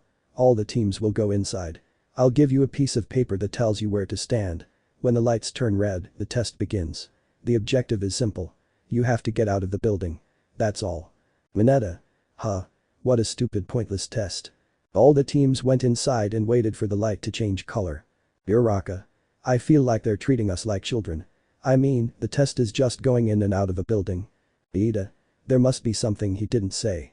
I doubt UA gets much recognition for tests like this. Momo. Whatever the case, we have to stick together as a team. According to Aizawa-sensei, we can fight each other, but only if it's absolutely necessary. The light turned red, and just as Izuku was about to step out of the room, he bumped into a wall. Izuku. Huh. The door was here a few seconds ago. Iida. There's the door, Midoriya-kun. You must be tired. Iida walked toward the door, which was behind Momo, but as soon as he was in front of it, he bumped into something again. Iida. What? Aizawa. Right, I forgot to mention, the building is equipped with motion sensors everywhere, so be careful where you step. Momo. So the place detects our movements and prevents us from leaving. Uraraka. Even so, I don't see it as that difficult. Izuku. Well, we'd better hurry. We don't know if the other teams have already left or. Izuku was about to finish speaking when the ceiling of the room collapsed in front of them and Kitsuki could be seen using his quirk. Haminari. What the hell are you doing? Kitsuki. If this thing is going to get in the way every time we want to go out, I'll just destroy it, plain and simple. Todoroki. I guess for your low IQ, destroying things is your only solution. Kitsuki. Speak up, half and half, I can't hear your whining. You'd better run to your dad's arms. Hearing that, Todoroki froze Kitsuki's arms and punched her in the face, followed by a kick to the abdomen. After that, he got on top of her to try and hit her, but Kaminari and Kairi intervened. Kaminari. Stop it. We're a team. Kairi. Stop it, Todoroki-chan. Kaminari. Wait, where's Izuku's team? They were here a few moments ago. Back with Izuku and his team, it could be seen that they were already one floor below, but now they were floating thanks to Uraraka. Momo. What kind of school is allowed to put tranquilizer darts on its premises? Izuku. I don't know, but I hope Iida-san is okay. As the group floated, Iida was completely numb, since a tranquilizer dart had struck his shoulder when he took a step on that floor of the building. Momo. Are we actually moving, Uraraka-chan? Uraraka. Yes, but not very slowly. At this rate, we'll reach the exit in an hour. Izuku. Can't you create something to help us, Momo-san? Momo. Maybe. Itsuki. Deku. Izuku. Oh no. Jiro. Look, they're in first place. Zero. Hey, that's cheating. They're floating. Uraraka. They never said we couldn't use our quirks. Zero. In that case. Zero threw his tape and managed to stick to a pipe on the ceiling. He prepared to swing, but Kitsuki grabbed onto it and jumped toward Izuku's group. Zero. What the heck is wrong with you? Kitsuki. If I arrive Deku. Izuku, on the other hand, didn't know what to do and covered his face. Meanwhile, Momo was about to create a net to trap Kitsuki, but suddenly a couple of tranquilizer darts hit Uraraka, who collapsed after 2 seconds. At that moment, Izuku's group fell to the ground along with Todoroki, and a slight click was heard. In that brief instant, time stopped for the entire class. They could feel everyone's nervousness, so Izuku picked up Iida and Uraraka and activated One for All.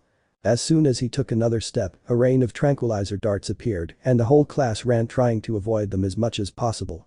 Although for Kairi, it wasn't a problem since she hardened her entire body, and the needles were destroyed upon impact.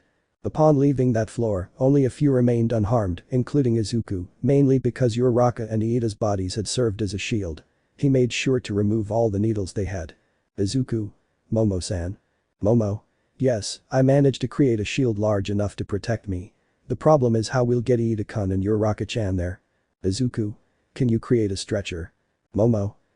I'm low on energy, but maybe with some time. Izuku. Okay, I'll go check what's on this floor. Izuku peeked inside, but all he saw was a completely empty white room, without walls or furniture. Izuku. This doesn't feel right. Todoroki. And it shouldn't. Izuku. Todo-chan. Momo. Todo-chan. Todoroki coughed slightly and approached Izuku to whisper something to him. Izuku. Oh, sorry, I was shocked. But what's different about this place? Todoroki. Well, look. Todoroki froze a section of the floor, and a few moments later, the ceiling acted like a steamroller and destroyed the ice. Izuku. So, a steamroller? Todoroki. No, the last time I froze the floor, the ice melted. It seems to have random effects. It feels like a death chamber. Kairi. I couldn't bring Kaminari-kun. What about Kitsuki? Todoroki. He's trying to figure out how to get through there. Izuku. Maybe I should go check on him. Izuku went to where Kitsuki was, and when he tried to speak, Kitsuki grabbed him and tried to throw him into the room. However, Izuku unconsciously activated One for All again and easily broke free from the grip, although he deactivated it a few moments later. Kitsuki. What was that light? Izuku. I don't know, it must have been some kind of sensor. Damn, I let my guard down. Why did you do that anyway? Kitsuki. I noticed something. It acts differently depending on what enters the room. With a half and half eyes, it doesn't have any kind of pattern, but I put my hand in and touched the floor, but… Izuku. But what? Kitsuki. Nothing happened. I don't really understand how it works. Maybe it reacts according to weight. Izuku. Like a scale. Kitsuki. Maybe half and half. Do me a favor and create an ice ball that weighs no more than 100 grams. Todoroki. I have a name. Kitsuki. Are you going to do it or not? They looked at each other and their mutual anger was evident. Todoroki. No, I don't have to do anything you ask me to do. Todoroki looked away, annoyed, and Kitsuki got equally angry, but Izuku spoke up. Izuku. Please, Todoroki-chan, could you help us all? Todoroki. I'm fine, but only because you asked me to. Kitsuki. Oh, you damn bitch, just because Deku asked you to. I did the same thing. Todoroki created an ice ball weighing less than 100 grams, and when he placed it on the ground, nothing happened. Kitsuki approached and nudged it slightly with his foot, and a few meters later it melted. Izuku. So it has sensors in certain parts, not the whole room. Kitsuki. Good, in that case, if they're only on the ground, I'll fly through. Izuku. Wait, Katsu-chan, we don't know if… Kitsuki was about to jump into the room when Momo stopped her. Kitsuki. What do you want? Momo. I have a better idea.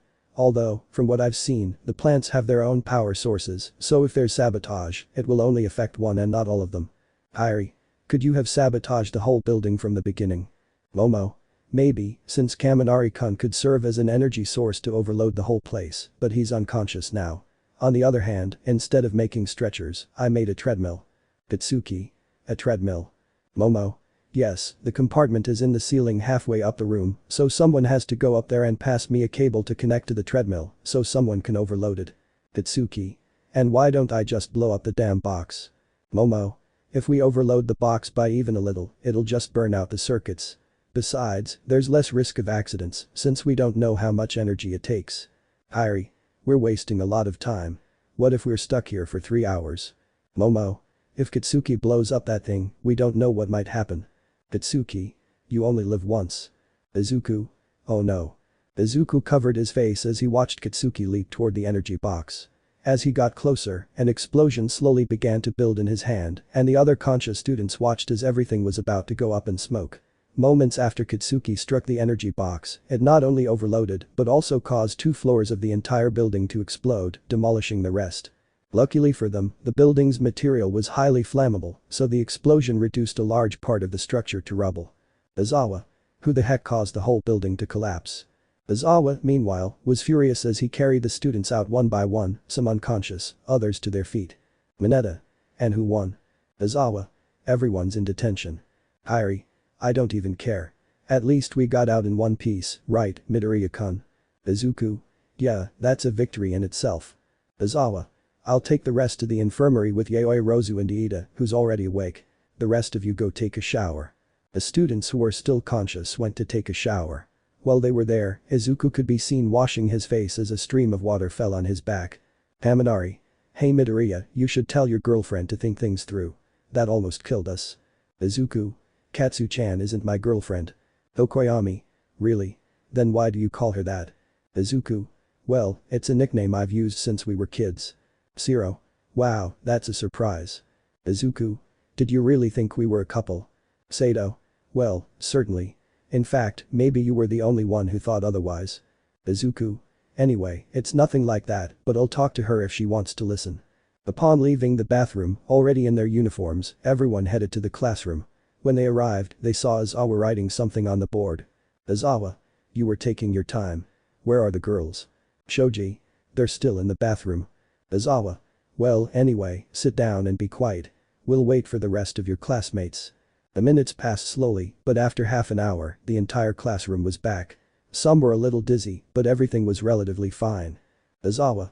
As I said, you're all detention, and not just because of your classmates' behavior, but also because you didn't know how to handle the situation properly. Therefore, I've decided that in 2 months, with the principal's authorization, you'll enter USJ where you'll test your abilities again. Mina. Is the detention training? Aizawa. Oh, of course not. Next week you'll have a team battle against the academy's teachers, and none of them will hold back, least of all me. Hearing this, everyone sighed, but Aizawa continued. Aizawa. Furthermore, anyone who doesn't win 2 or more matches will be expelled from the academy. Everyone? What? Zero. It's not fair. He's asking us to fight against professionals when we've barely had 2 months of training. Toru. It's obvious we'll lose. Aoyama. We don't stand a chance. Aizawa. Hey, I'm giving you a whole week to train. Call me generous, but for now, let's get on with classes. The rest of the day was hell for Class A, as they couldn't stop thinking about the news, and some had even resigned themselves to it, which was the case with Mineta. Izuku. I need All Might's help, if only that were enough to at least avoid losing so easily. Upon leaving UA, Izuku called All Might and explained his situation, so they met on the outskirts of the city. All Might. Your situation sounds rather dire, young Midoriya, but there's no problem. Do you know why? Izuku. Because you're already here. All Might. Exactly. I had planned for your body to gradually acclimate to One for All, but there's no time for that. We have to get you to master it, even if it's just 5%. It won't be easy, but it's not impossible. Izuku. Alright, I'm ready for training. All Might. In that case, we'd better not waste any time. They both walked slowly as the sun set, slowly giving way to night and beginning the rigorous training with All Might to preserve his place at the academy. Do you have a quirk? The overcast sky was beautiful. A few raindrops fell from the clouds to the ground and hit the ground. Meanwhile, at UA, a young man with purple hair could be seen running as several bullets whizzed past him. Mineta. How can he let them shoot at his own students? Mineta ripped the rubber bands off his head and threw them behind him, hoping a bullet or two would get caught there. Meanwhile, Professor Snipe smiled, unnoticed by Mineta. Snipe. I'm not shooting at you. Mineta. Of course I am. Mineta ran a few more meters until some small pieces of rubble fell on his head, knocking him out, even though the rubber bands had significantly reduced the impact. Snipe. Well, Mineta and Denki Kaminari, you did better than I expected, to be honest, so C isn't bad at all. Meanwhile, Aizawa watched everything from a screen alongside his students, who were more relieved, since none of them would actually be expelled if they lost the matches. They would see them as a form of evaluation, but those who placed last would still receive a minor punishment. Aizawa. The next team is.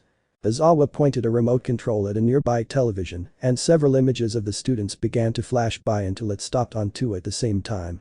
Aizawa, Midoriya and Kitsuki, this is going to be quite a show. Upon hearing their names, the pair walked to the door, which was still closed, and waited for Aizawa to continue. Aizawa, and the teacher you'll be facing me? The image stopped right on Aizawa, so he sighed and put on his glasses. Aizawa, don't think I'm going to hold back. As the door opened, the students were the first to enter, and Aizawa gave them 5 minutes to get organized and plan a strategy together. While the pair ran through the designated area, everything was displayed on a huge screen, visible to their classmates and other teachers. Izuku, what are we going to do? Kitsuki, simple, you'll be my human shield. Upon hearing that, Izuku stopped and Kitsuki looked at him. Izuku, I don't know if this is a plan I'm happy with. Kitsuki, just think about it. Aizawa-sensei's quirk, what is it? Izuku, it disables other people's quirks. I see your point. Kitsuki, great. So, being quirkless, you can draw his attention, and that way you won't be at an even greater disadvantage than you already are. And I'll take care of that old guy. Izuku, I'll try to support you as much as I can anyway. Kitsuki, the best way to help me is to stay out of my way. Time ran out and Aizawa entered the gym. A couple of structures were visible on the second floor. He walked slowly through the space, the echo of his footsteps resonating throughout. Meanwhile, Kitsuki was on one of the second floor structures when Izuku ran as fast as he could toward Aizawa. Instinctively, Aizawa used his quirk, and noticing this, Kitsuki leaped from his hiding place toward him. As he got close, the explosions in his hand began to grow until he tried to hit Aizawa in the face, but Aizawa simply stepped aside and used his ropes to trap Kitsuki's arms. Kitsuki. What the hell? Kitsuki began to struggle, but the strength between the two was incomparable.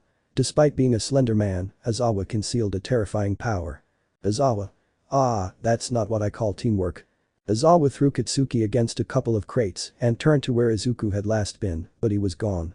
He glanced around briefly, but Kitsuki immediately got up and started trying to hit him, but Aizawa dodged the blows. Aizawa. You fight like it's a street fight.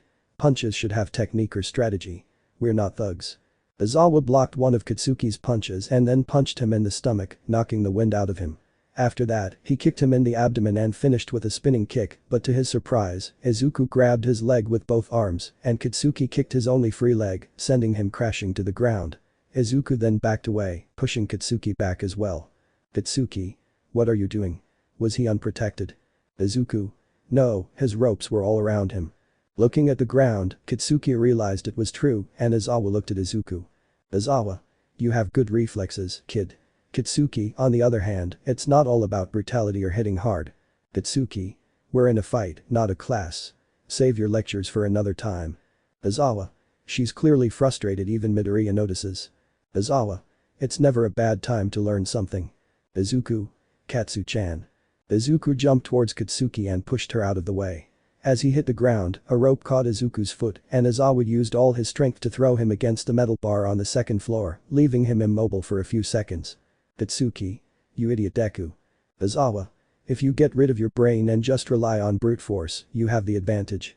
The problem is when your brain is sacrificed for strength. Kitsuki. What are you thinking about so much? Kitsuki started his attack again, and again Aizawa dodged the blows. Aizawa. You two could make a great team if you let Midoriya lead you. He doesn't have the strength to do the things you do, but… Kitsuki. Silence. I'll never let someone weaker than me tell me what to do. Kitsuki landed a punch on Aizawa's face, and he took a few steps back from the impact. Kitsuki was about to attack again, but Aizawa caught her with his ropes and pulled her to the ground. Aizawa. What made her angry now? Aizawa tightened the ropes a little more, but to his surprise, Izuku fell from the second floor and managed to kick him straight in the face. This freed Kitsuki, and the two students then went off to regroup. Izuku. Katsu-chan, we. Kitsuki. I should beat him until he's exhausted. Izuku. No, we have to work as a team. Right now, if we fight one-on-one, we'll lose. We have to join forces and take advantage of the situation. Kitsuki. From the start, it's been one-on-one. Just being with you doesn't give me any advantage. Meanwhile, the other students watched and listened from outside. Sigh. Kitsuki-chan, as cold as ever. Mineta. I can't believe Midoriya still considers himself her friend. Sido. Nah, it's kind of a masochistic relationship, that Tsundere and the shy one. Momo. Tsundere. Hiro. It's just terminology. What matters now is what they'll do. Todoroki, on the other hand, watched everything angrily but with his typical expressionless face. Back with the pair, Izuku remained silent for a few seconds but then spoke. Izuku. I don't want to be a burden to you. I want you to see me as a partner and a potential rival. I don't want you to look down on me. I want to be by your side, Katsu-chan, as equals. Maybe I don't have great strength but I can do a lot of other things. Just let me be of help. Let me show you what I'm capable of. Izuku placed a hand on his chest as he said that. Itsuki remained silent for a few seconds but then responded. Itsuki. Ugh, fine, talk. Izuku whispered a few things in Kitsuki's ear and she finally reluctantly agreed. A couple of minutes passed while the pair put their plan together and now Kitsuki could be seen attacking Aizawa, who was somewhat disappointed. Aizawa. So much time to keep playing the same game. He had just finished thinking that when a slight flash behind him made him look and see fire. Kitsuki took advantage and managed to land 2 blows, one to Aizawa's stomach and the other to his face. Aizawa responded with a punch, but Kitsuki managed to block it with both forearms. Aizawa. His legs are defenseless. Aizawa was about to attack Kitsuki's weak point when he felt something grab him from behind and lift him slightly. Izuku. Katsu-chan. Itsuki shouted into the air as a large explosion slowly erupted in front of his teacher. Aizawa, on the other hand, used his quirk and managed to kick Kitsuki away from her. He then struggled briefly with Izuku, but in the end, his strength and skill prevailed. Aizawa. I have to say, you gave me a hard time. It seems your retreat wasn't in vain. Izuku looked around, keeping his eyes on his teacher, but Aizawa moved closer to attack. While Izuku might not be as strong or skilled as Kitsuki in combat, he had learned something from Almight's training and all his years at Endeavor's gym. Little by little, Aizawa's powerful blows weakened the green-haired boy, who now lay on the ground with blood trickling from his nose. Everything around him spun, but he could see Kitsuki fighting Aizawa, despite being as exhausted as he was. At one point, Aizawa incapacitated Kitsuki and was about to knock her out, all in front of Izuku. Izuku. I have to get there, I have to do it. I can't let her down, not after saying all that just a few minutes ago. Unconsciously, Izuku activated One for All and appeared in front of Aizawa, who didn't have time to react and took a direct hit to the side that sent him flying. A burst of green, white and red energy coursed through Izuku's body and he trembled uncontrollably. The veins in his arms were practically bulging and he felt an electric current coursing through his body at high speed. Present Mick. That was a quirk. Midnight. Play the replay. The teachers gathered to watch the replay and noticed how in less than a second Izuku had covered about 7 meters and had even already hit Aizawa, all thanks to the ultra slow motion camera. Aizawa, on the other hand, got up, somewhat sore, and lifted his uniform slightly to notice that his side was somewhat red and swollen. Itsuki. Deku. Izuku's legs were trembling, as were his arms, and he looked bewildered. Izuku. Oh, One for All, don't push me too hard yet. Izuku collapsed to the ground and Kitsuki approached him. Itsuki, hey Deku. Itsuki sat on his knees, held the green-haired boy's head and made sure he didn't have a head injury. Itsuki. Deku, snap out of it, come on, get up. Itsuki began to gently pat the green-haired boy and Aizawa came closer to see. Aizawa. He's unconscious, he's still breathing and his heart seems to be beating normally, I'll take him to Recovery Girl so she can check me out too. Aizawa carried the unconscious green-haired boy out of the room under everyone's watchful eyes. His classmates were both surprised and excited but Kitsuki stared blankly into space, her expression serious. An hour later, Izuku awoke, his body calmer. He wasn't trembling, but he felt incredibly tired. Aizawa. You're finally awake. Izuku. Aizawa-sensei. Aizawa looked at the green-haired boy as he drank some water and then spoke. Aizawa. They ran some tests on you while you were unconscious, how are you feeling? Izuku. Fine, though a little strange.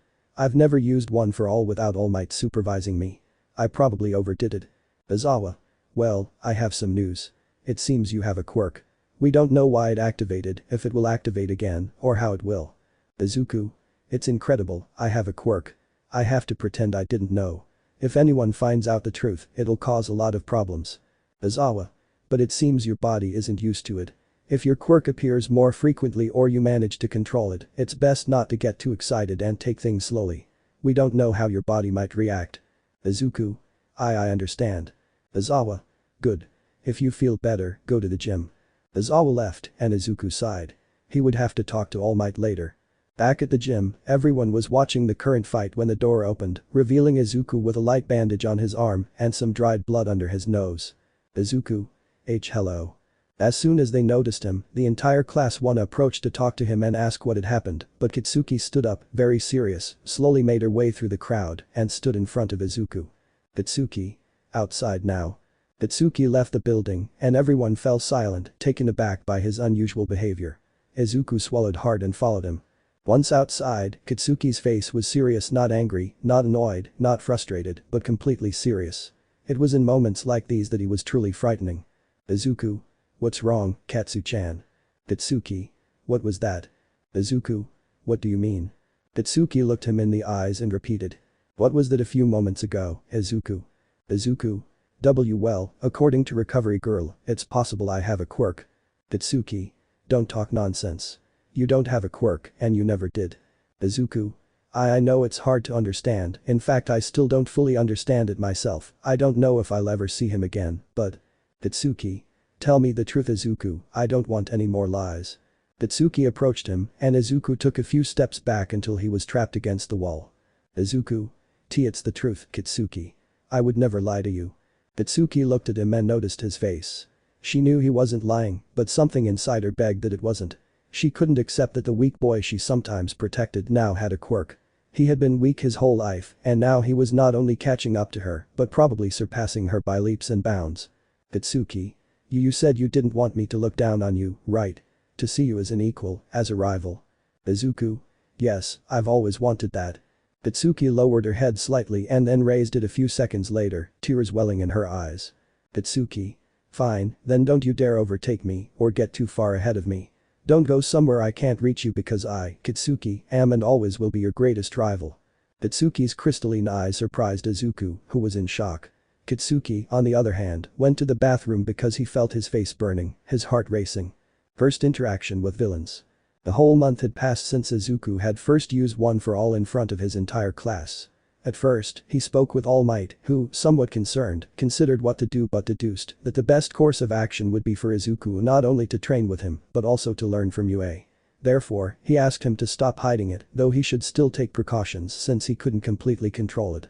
Right now, Izuku looked somewhat frustrated, beads of sweat trickling down his forehead. The reason was simple. When Endeavor found out what had happened, he asked Izuku to come to his gym to train with him, but the training was proving to be extremely intense. Endeavor. I don't see any sign of you using your quirk. Izuku. I don't want to depend on it. Endeavor. Come on, you can use it. Don't hold back. Izuku stood up slightly and Endeavor looked at him seriously. Endeavor. Come on, there's still work to be done. I heard it was amazing and I want to see if it's true. Endeavor took Izuku to his house and upon arriving, he prepared a large separate room where a couple of targets were visible. Izuku. What are you practicing here? Endeavor. Target practice. Ignited arrow. An arrow formed in Endeavor's hand and when he threw it, it reached the target a small ring in an instant. Endeavor. There's also the movement mode. I asked Yue to install it so Shako could practice her half and half quirk, but she doesn't use it much. She says training at Yue is enough, but that's not important right now. I want to see how fast you can hit all the targets. Izuku. Endeavor-san, Endeavor. Do it. I need to see it with my own eyes. Izuku sighed and looked at all the targets. Seconds later, he activated One for All and quickly ran toward the first target, striking it with very little force. He then jumped toward the next target but couldn't control his strength and quickly crashed into a wall, cracking it slightly. Endeavor. It's obvious you still haven't mastered it. Izuku. Well, it's not like I've been using it for very long. Endeavor. In any case, it's best not to overexert yourself. If you want help, you can come. Days passed, and now the entire class 1 could be seen on a bus heading to who knows where. Aizawa stood to one side, watching all the students who were talking amongst themselves and so on. Aizawa. They're too enthusiastic.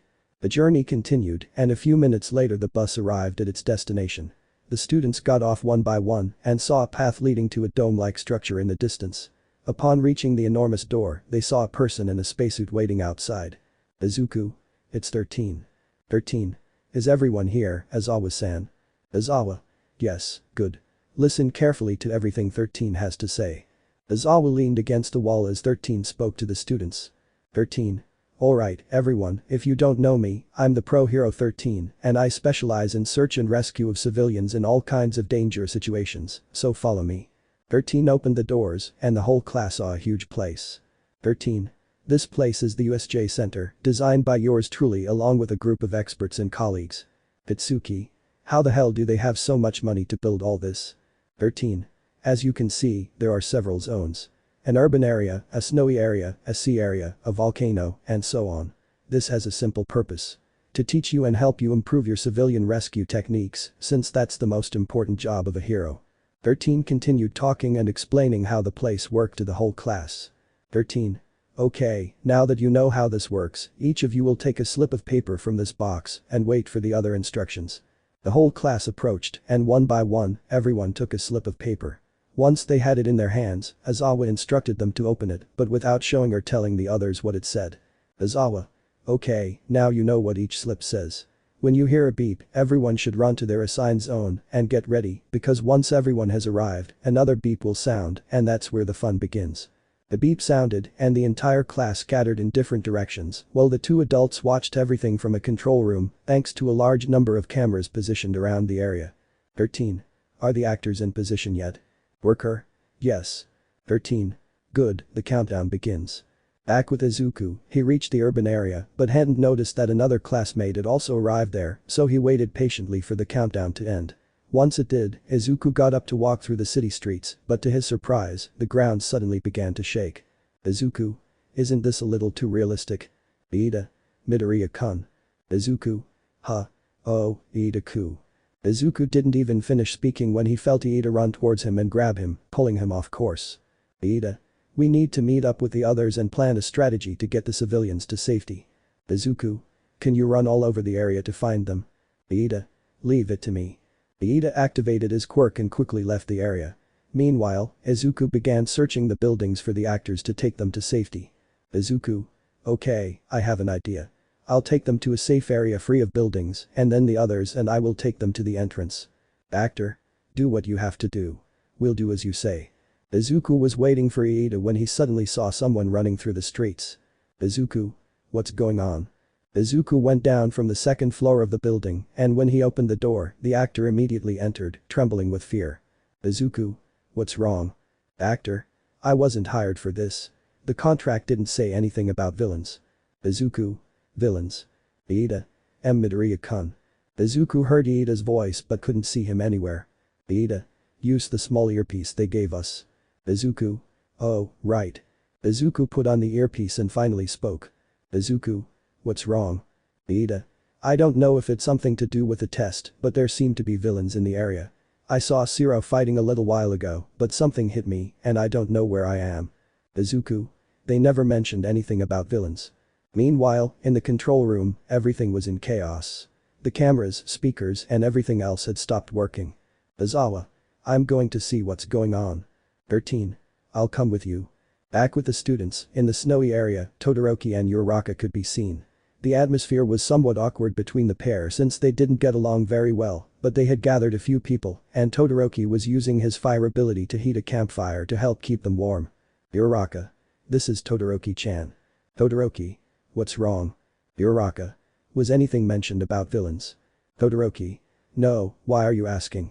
She was just about to finish speaking when Todoroki saw a couple of portals appear in front of them and a large number of villains emerged from them. Todoroki. Is this the surprise Aizawa-sensei was talking about? Uraraka. I guess so, or at least I hope so. The pair couldn't continue speaking as the villains rushed at them, so Todoroki stayed behind to hold them off. He used his fire ability to melt a thick layer of snow, creating a smokescreen that prevented the villains from seeing. Todoroki. I'll catch up with you later. Once the layer of smoke formed, Todoroki froze the ground again and began sliding down, hitting or freezing the occasional villain. Meanwhile, Uraraka was heading down the hill with the refugees when, out of nowhere, a huge chunk of ice fell from the sky. Uraraka. What's happening? Uraraka looked around until she saw a tornado forming in the distance. Uraraka. This is bad. Uraraka touched everyone and made them levitate, just like her. Once airborne, the force of the tornado began pulling them towards it. Meanwhile, Uraraka was looking down, and when she saw they were already above the lake, she made them all fall. Back with our green-haired friend Izuku, he was fighting some villains. Izuku. These aren't actors, are they? Actor? I don't know, we have to get out of here. Izuku. I have to find Iida-kun. Iida. Midoriya-kun, good news. Kairi-sen says she sees you in the distance. Izuku. Where is she? Ida. She says she's on top of a building. In fact, she says she sees all three. Of us. Izuku. Which one? Kairi. Izuku, turn to your right, watch out. Izuku. Huh. Izuku didn't finish speaking when he was punched by a four-armed man, sending him crashing into a car. Meanwhile, the actors ran towards a building that was collapsing due to the strong tremors. Kairi. Zero, I need your help. Zero. I'm just on my way to help Midoriya. Kairi. I just need some of your rope or whatever it is. Elsewhere, at the lake, Katsuki could be seen with Mineta and Mina, although the latter two were protecting the actors, while Katsuki fought the villains on top of the boat. Katsuki.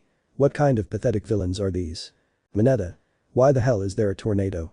Katsuki. Shut up, you're distracting me. Mineta. If it were Midoriya, you wouldn't say the same thing. Katsuki grabbed Mineta's suit and gave him a serious look. Katsuki. Help out and stop complaining. Mina. Stop fighting.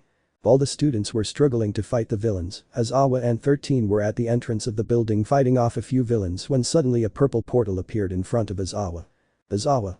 13, I'm leaving them in your hands. 13. No problem. 13 removed a small lock from one of his fingers and a black hole began to suck in and hold the villains. Kurogiri, good afternoon, Eraserhead. Aizawa. You're supposed to be. Kurogiri. Representative of the League of Villains leader, unfortunately, we hadn't planned to interfere with you so soon, but there are things we wish to experience. Don't disappoint our expectations of favor, nor those of our Nomu. Once he finished saying that, Kurogiri disappeared and a huge portal appeared in the urban area, visible from anywhere else in USJ. Aizawa. What's that supposed to be? Aizawa ran in that direction, while Izuku, Kairi, Ida and Zero, on the other hand, didn't know what was happening in front of them. Zero. This can't be good. We have to get away. Ida. Understood. Everyone back up and go to the lake. Ida began evacuating the actors along with Zero, while Kairi and Izuku searched for any civilians who might have been left behind her in the rubble. Izuku. I can barely see anything with this dust. Aizawa. Hey, move from there now. Kairi. It's Aizawa-sensei. Izuku. Kairi-san. Izuku leaped toward Kairi, noticing a massive creature behind her about to strike. He managed to grab her, and Aizawa used his rope to ensnare them both, pulling them closer and preventing the beast's attack, which cracked the floor. Izuku. What is that? Aizawa. I need you to go to the entrance immediately and deliver this message to everyone you encounter, whether they're an actor or a classmate. The beast roared, and Aizawa looked at it with his usual serious expression before putting on his glasses. Aizawa. Is this the Nomu? The ropes around Aizawa began to levitate slightly, and the Nomu charged toward him. Aizawa dodged the attack and used his ropes to grab the Nomu's fist, but with a swift jerk, it slammed him into the wall of a nearby building. Aizawa got up as quickly as he could and managed to roll out of the way as he saw the Nomu running toward him. To Aizawa's surprise, the Nomu passed right through the building, as if it were made of paper or something similar. The dust created by the impact helped Aizawa, who got on top of the Nomu and began to punch and choke it with his weapons, but in the end, the Nomu grabbed him by the shoulders and slammed him to the ground, then lifted him up again and threw him against a car. Aizawa threw one of his ropes into the Nomu's eyes to buy some time and grabbed a couple of pieces of broken glass from the car. He got up and when the Nomu ripped off the blindfold, Aizawa threw the crystals at his opponent's exposed brain and face and they struck him directly. Nomu. Ah. Aizawa approached the Nomu, but it slammed its fists into the ground. Then, it grabbed one of the many rocks created by the impact and threw it at Aizawa, who managed to slide under it. When he got up, he was facing the Nomu and began punching and kicking it while dodging its attacks. After a few minutes, Aizawa lay exhausted on the ground, bleeding from his forehead, as the Nomu lifted a car onto its head and threw it at the hero. Aizawa managed to roll and narrowly dodge the impact, but it was of little use, as the Nomu charged at him and kicked him like a soccer ball, sending him crashing into the car. Meanwhile, the students of Class A were fighting the few remaining villains, and once they were defeated, 13 began an evacuation. Izuku. Aizawa-sensei needs help. A hero's job is to rescue people, right? Izuku mustered his courage and ran toward the urban area, while 13 took care of loading the actors onto a bus. Tatsuki. Hey, Deku, what do you think you're doing? Tatsuki watched as Izuku ran toward the scene and sighed. Tatsuki. Do you think you can take all the credit? Todoroki. It's not about taking credit, it's about helping those in need. Todoroki froze the ground beneath her and then began sliding across the area. Tatsuki. These two idiots. Hey, you gravity girl. Uraraka. What's up? Tatsuki. Tell that hero 13 we'll be a little busy. Tatsuki ran after them and then used his explosions to move faster. Back with Aizawa, he was being attacked by the Nomu. During one of the many blows, the Nomu charged at Aizawa, but suddenly his back was completely frozen, and then Izuku punched him in the face. Bitsuki. Move over. Bitsuki appeared above Izuku, who moved aside. As soon as he moved, Kitsuki grabbed the Nomu's face and managed to throw it to the ground with some help from Todoroki. Once it was on the ground, Kitsuki smiled and began creating explosions with the palm of his hand, hitting the Nomu's face left and right without stopping. The damage was minimal, however, as the Nomu grabbed Kitsuki's leg and threw her towards Todoroki, who created a wall of ice to protect herself. As soon as Kitsuki hit the wall, the Nomu charged towards her, but Izuku managed to hit it again, causing it to take a couple of steps back. Todoroki. Izuku, move aside. Izuku. Huh? Izuku turned to look at Todoroki, who had created ice spikes that erupted from the ground. Izuku positioned himself on the Nomu's back, and the spikes embedded themselves in its body, immobilizing it somewhat. Izuku, along with Kitsuki, landed a couple of blows that created explosions in the beast's brain. Todoroki said, Aizawa-sensei, we'd better get out of here. Aizawa yelled, hey, move from there. The pair heard this and jumped off the Nomu. It broke the ice spikes, and Aizawa managed to use his ropes to restrain its feet. Aizawa said, I need some more strength. Izuku replied, understood. Todoroki froze the Nomu's head and used the ice to slide down onto it. Meanwhile, Kitsuki and Izuku helped Aizawa throw the Nomu. Once it hit the ground, Todoroki slammed his feet down on the Nomu's head, but it wasn't enough. After the impact, the Nomu grabbed the rope around its feet and broke it. Bitsuki. Deku, throw me as hard as you can. Izuku. What? Bitsuki. Just do what I say, idiot. Bitsuki looked at Izuku, who activated One for All. Kitsuki ran towards him and jumped. At that moment, Izuku put his hands out and Kitsuki planted her feet there, only to be thrown moments later with Izuku's full force towards the Nomu. Kitsuki, meanwhile, began to spin, creating countless explosions in her hands. Todoroki, on the other hand, created a barrier to protect herself and Izuku. Once Kitsuki impacted the Nomu, it was launched into a building, collapsing it. The resulting explosion shattered the ice wall, and Aizawa, on the other hand, was standing there bandaging the wound on his arm. Izuku. Katsu-chan. Izuku ran towards Kitsuki, who was on the ground smiling with some blood in her mouth. Bitsuki. I really hit that son of a bitch hard. Bitsuki sat up, but Izuku grabbed her by the back of the neck and her abdomen. Izuku. Are you alright? Bitsuki. Of course I'm fine. If you should be worried about anyone, it should be him. Todoroki. And was that really enough? Aizawa. It doesn't seem so. Aizawa pointed to the building where the Nomu had crashed. It was still standing, though a huge black stain was visible on its purple skin, and the impact zone was somewhat dented. Bitsuki. What the hell? The Nomu let out a loud roar, and Todoroki was about to use his ice part, but Aizawa stopped him. Aizawa. Hit it with all your might. Don't create a barrier. Todoroki looked at Aizawa, who nodded. Todoroki. Good. The Nomu ran towards them, though it was clearly injured, limping slightly and bleeding from its chest and face. Izuku, meanwhile, carried Kitsuki, who was too exhausted to move, and stood behind Aizawa. The Nomu was just a few meters away from the three of them when Todoroki created a massive ice spear that pierced the Nomu's chest. Even after it pierced the Nomu, it continued to move, but its body slowly began to freeze completely until it was immobile. Aizawa. Well, it's best to call you A and you three. The trio turned towards Aizawa. Aizawa. Stay away from that thing, and you're grounded. Izuku Kitsuki Todoroki. Huh? Aizawa smiled after saying that and walked slowly to the entrance with the trio, though Izuku was still carrying Kitsuki. Once they arrived, everyone was surprised to see Aizawa bleeding from various parts of his body, but even more surprised to see Izuku carrying Kitsuki. Ida. Midoriya-kun, this isn't the place for a romantic encounter or anything like that. Kitsuki. Shut up, you damn four eyes. It's nothing romantic, I'm just too tired to walk. Besides, what I do or don't do is none of your business. Aizawa.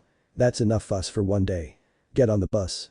All the students boarded the bus, but since there were more people, some seats were empty. Some people were sitting on the floor, so Izuku sat down and continued carrying Kitsuki. Bitsuki. Not a word of this to my mother, understood? Izuku. Of course. Aizawa. So you're going to wait for the police and everyone else to arrive. 13. Even though they're only 2 minutes away, everything will be alright. You should hurry to the hospital. Aizawa. Yes, see you soon.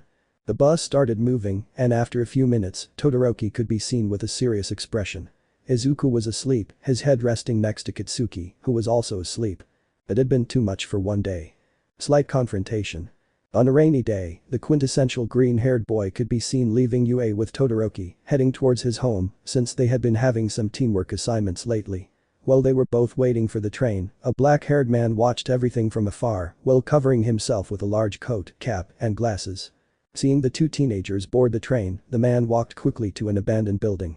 Upon arriving, his clothes burst into flames of blue light. He watched the train from afar and, using his flames, propelled himself from building to building, careful not to be detected. He eventually managed to follow the teenagers' trail and, seeing them enter Todoroki's house, decided to wait in a nearby car, pretending to be asleep. The hours passed and it was almost getting dark. The rain didn't stop until finally he heard very familiar voices and got up to see the green-haired boy walking away from the house towards the train station.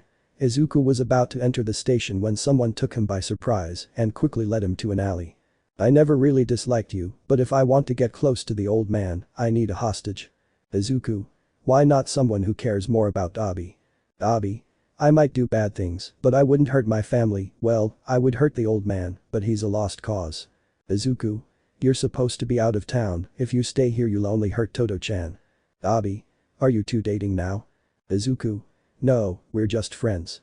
"Abi? Sure, the truth is I like you a lot. You're a good kid, good grades, and nerdy hero fan, you'd be a good match for my sister. Of course, if I'm looking at it from a family perspective." "Izuku? Dabi, there's still goodness in you. I know you're still that loving older brother." Izuku was about to finish speaking when Dabi punched him in the face, knocking him to the ground.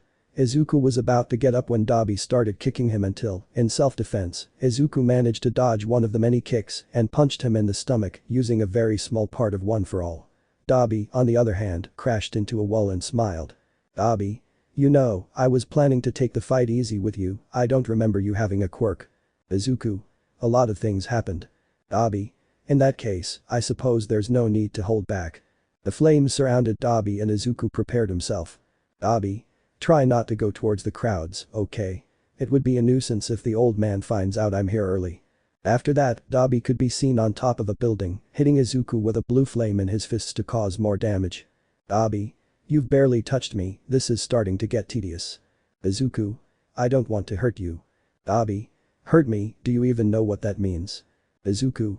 Damn it, I made him angry." "Dabi? I'll teach you what hurting means." A few seconds later Izuku was on the ground with a couple of burns while trying to stand up, all while Dabi looked at him angrily and with his flames increasing. "Dabi? Attack." Dabi began to deliver the occasional blow to Izuku's face and abdomen, each one stronger than the last. "Dabi? Attack." Dabi grabbed the younger boy by the neck and the fire began to hurt him until Izuku gave him a very strong blow to the face that made Dabi back away and hold his face. "Dabi? That force, if I hadn't managed to back away a little, he would have broken a couple of my teeth." Dabi turned to look at Izuku, but he was already in front of him and kicked him in the stomach, followed by several punches to the face. "Dabi? That's enough." Dabi grabbed Izuku by the arm and threw him out of a window while he got some air. "Dabi? I underestimated him too much." Dabi was about to leave when out of nowhere he felt something pull him and now he too was falling. It was a moment of carelessness of a couple of seconds, but now Izuku was in front of him as they both fell. "Izuku? Smash." Upon hearing that, Dabi didn't understand what he meant, but suddenly a flash blinded him and moments later he felt a blow much stronger than the previous ones directly to his stomach. He then fell at great speed onto a car, shattering the windshield. Izuku, on the other hand, clutched his arm, which was purple and swollen from the exertion. He had never used One for All like that before, but even in pain, he went to check on Dabi. To his surprise, he was gone. A few moments later, Dabi could be seen sitting on an empty train as if nothing had happened. "Dabi? I really underestimated him, that punch was impressive, how did he get a quirk?" Dabi lifted his shirt slightly and looked at the bruise on his stomach. Although it didn't hurt much, he preferred not to have it, so a flame appeared in his hand and he placed it on his stomach for about 5 minutes. Once he finished and removed his hand, the bruise had disappeared. He was about to go to sleep since there was still a long way to go to his destination when his phone started vibrating. "Dabi? Ah, what do you want?" "Shigaraki. Where are you supposed to be?" "Dabi? Relax, I just went to pay a family visit, nothing too important." "Shigaraki. Do you have anything useful?" "Dabi? Well, something unexpected happened. Is there any way to get a quirk other than through experiments like Nomu or having he give you one?" "Shigaraki. Why are you asking? You're hiding something from me." "Dabi? Answer the question." "Shigaraki. No, at least we don't know. Abi. I see, I'll be in touch. Shigaraki. What are you talking about, what was the WH? Abi hung up the call and then turned his phone off completely so as not to be disturbed. Abi. What did you do, Midoriya, what did you do? The next day Izuku went to school as if nothing had happened. He hadn't told anyone what had happened, but his body ached like never before and he was tired because he hadn't been able to sleep the night before, precisely because of the pain and worry. Upon arriving at the classroom, Kitsuki quickly noticed that something was wrong and since Aizawa hadn't arrived yet, he decided to see what was happening. Kitsuki. What's wrong? Izuku. Good morning Katsu-chan, and I don't know what you're talking about. Kitsuki could read him like a book. He knew he was lying because of the way he spoke. Kitsuki. Then. Kitsuki took him by the hand and then led him outside the classroom. Kitsuki. Whatever it is you have, you'd better talk about it. Izuku. Can we talk after school? I promise I'll tell you everything. Kitsuki looked at him for a couple of seconds and then nodded. Kitsuki. But you better tell the truth or I'll blow your face off. They both returned to the classroom and the day was going peacefully until they went out to the courtyard for training. Izuku was worried because his wound still hurt and he hoped he wouldn't have to exert himself too much. Aizawa. Well, as you know, after the USJ incident, we have implemented new security measures to prevent any further unwanted events. Zero. Everything looks normal. Haminari. True, if anything, the only difference is the bird over there. Aizawa. Although it may not seem like it, inside those walls there are non-lethal weapons. The training will be to reach the wall and deactivate them. Mina. Is that all? Uraraka. SHH Mina-san. Mina. It's not that I expected something more complicated, I mean, comparing it to previous tests. Okoyami. Just because you don't see something doesn't mean it isn't there. Kitsuki. Save your bullshit philosophy for another day. Aizawa. Already shut up. Aizawa went to sit in the stands and everyone waited for him to give a signal. Aizawa. Are you going to stay there all day or are you going to do something? Haminari. We have to work as a team on this. Kitsuki. Hey you, the one who can harden her body. Kairi. Soy Kairi. Kitsuki. It doesn't matter, why don't you use your quirk and shield us from the impact? Izuku. Cat. Kitsuki. Do you want to be the barrier? Iida. We cannot use our companions as objects. Mineta. Now that I think about it, Iida-kun, you can run really fast, can't you? Iida. Of course. Mineta. In that case, go and press the button. I doubt whatever those things shoot will hit you. Zero. It has a point. Gyro. True, Iida could do it in the blink of an eye. Uraraka. Come on Iida-kun, you can do it. Everyone looked at Iida and he sighed. Iida. Okay, but this is supposed to be training, everyone should participate. Toru. Less complaining and more representative action. Everyone got out of the way and Iida prepared to run. In an instant, Iida reached the middle of the track and at that moment a trap that came out of the ground caught his feet and electrified them to stop him abruptly. Mineta. But what? Okoyami. I told you, it was impossible that just some automated turrets could be the new security system for one of the most prestigious hero schools in the world. Aizawa. I'm waiting for you. The less time you take, the less the punishment will be. Everyone watched as Iida removed the rope once he stopped electrocuting him. Izuku, on the other hand, went to help him, but a saw that passed by him made a slight cut on his cheek. Kairi. That was too close. Aizawa. If the timer reaches 10 minutes, everyone will have double homework for the rest of the year. Aizawa smiled as he watched everyone try to reach him, but every time they tried a new method, something appeared to stop them. Flamethrowers to thought Todoroki's ice walls, a kind of artificial light that weakened Tokoyami's powers even more, the ground filled with water to prevent Denki from using his quirk, and so on. The system was designed to counteract every type of quirk. Finally, at 9:55, Aizawa deactivated the system and everyone was taking a breather. Todoroki. I don't let the counter reach 10. Aizawa. The system is designed to counter any quirk, although obviously it's not perfect. We didn't just do this for training, but also as an analysis to see how we can improve it. And we have some good news. Everyone looked at the professor, thinking it was one of his classic jokes that only amused him. Aizawa. Comparing time and distance, they were the best of first and second grade in all of UA, which makes them the second best performing class in this exercise. Mina. Really? Momo. Who were the first ones? Aizawa. It's complicated, as a group you were the best, 15 of you reached more than half, something no other class achieved, but there were 3 people who did manage to reach the goal, even though the rest of your class was within the average. Yama. Those who did that must be terrifying. Aizawa. You may meet them at some point, for now shower and clean up, you have half an hour to return to the classroom. In the end, the day passed normally after the test. Right now, Izuku was on his way home with Kitsuki, since she was still pressuring him. Once they arrived at Izuku's house, he checked to make sure his mother wasn't there. Kitsuki. So, what happened to you? Kitsuki took a glass and poured himself some water. He was just about to take a sip when he saw Izuku take off his shirt. At first, he blushed a little and thought about punching him in the face, but when he saw all the burns he had, he put the glass aside. Kitsuki. What the hell happened to you? Izuku. Do you promise not to tell Todoroki-san or anyone close to her? Kitsuki. Stop beating around the bush and tell me. Izuku. It was projected.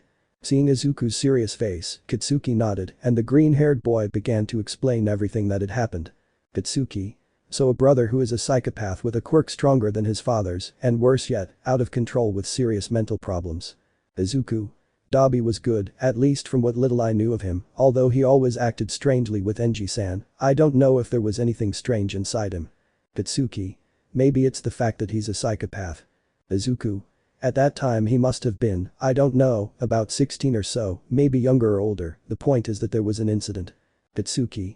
Incidente? Izuku. I don't know, Todoroki-san doesn't talk about it much because the whole topic hurts him, and Enji-san would kill me if I asked him what happened. Kitsuki. Ugh, you really know how to get into trouble, does anyone else? Izuku. No. Kitsuki. Ugh, you're such an idiot sometimes, come with me. The pair left the house again and went to a nearby pharmacy, where Kitsuki bought a couple of gauze pads, alcohol, tweezers, needles and medical wire, as well as an ointment to treat burns. Back at home, Izuku took off his shirt again and sat down in front of Kitsuki. Kitsuki. Be grateful I learned the basics because my witch mother knew that one day I would hurt myself using my own quirk, so we both took a course, even though I'm not very good and it might hurt. Izuku. Okay, you're doing too much. Kitsuki. I'll start from the back, so turn around. Izuku obeyed and Kitsuki looked at a couple of cuts. Kitsuki. How did he do those cuts, with a knife or a razor? Izuku. I jumped out of a window of a third building and then we landed on top of a car. Kitsuki. Well, there doesn't seem to be any buried glass. Kitsuki used his cell phone's flashlight to see inside the wound while carefully opening it with tweezers. Kitsuki. Well, you were lucky, now comes the painful part. Izuku. I understand. Kitsuki. Don't move, bite your lip or something. Finally, after about an hour and a half, Kitsuki finished healing some of Izuku's wounds. Kitsuki. You need to rest, if you move around too much the stitches will open up. Izuku. Understood, thank you very much indeed. Izuku got up and was about to go to his bed when his stomach started to make a little noise. Izuku. I'm really sorry, it's kind of embarrassing, I'll just make myself something to eat. Kitsuki. Go and lie down, I'll do something quick and then I'll leave. Izuku. No, you've already done so much for me, I'll be fine. Kitsuki. Just do as I say and go to bed. It'll do me good to eat something, I have an empty stomach. Izuku had no choice but to obey and Kitsuki began to cook something simple. A couple of spaghetti with some tomato sauce and meatballs. After a while, Kitsuki went to Izuku's room and noticed that he was on his cell phone. Kitsuki. Where do I put this? Izuku. Oh, give me a second. Izuku got up and brought a folding table closer to his bed. Izuku. My desk chair is broken so feel free to sit on the bed. Kitsuki. Bien. Kitsuki put down the tray and Izuku poured some water onto both plates. Then Kitsuki went to the kitchen for a pitcher of water and, upon returning, poured some into 2 glasses. The pair ate peacefully while talking until Kitsuki paused, lost in thought. It had been so long since she'd felt this way around him.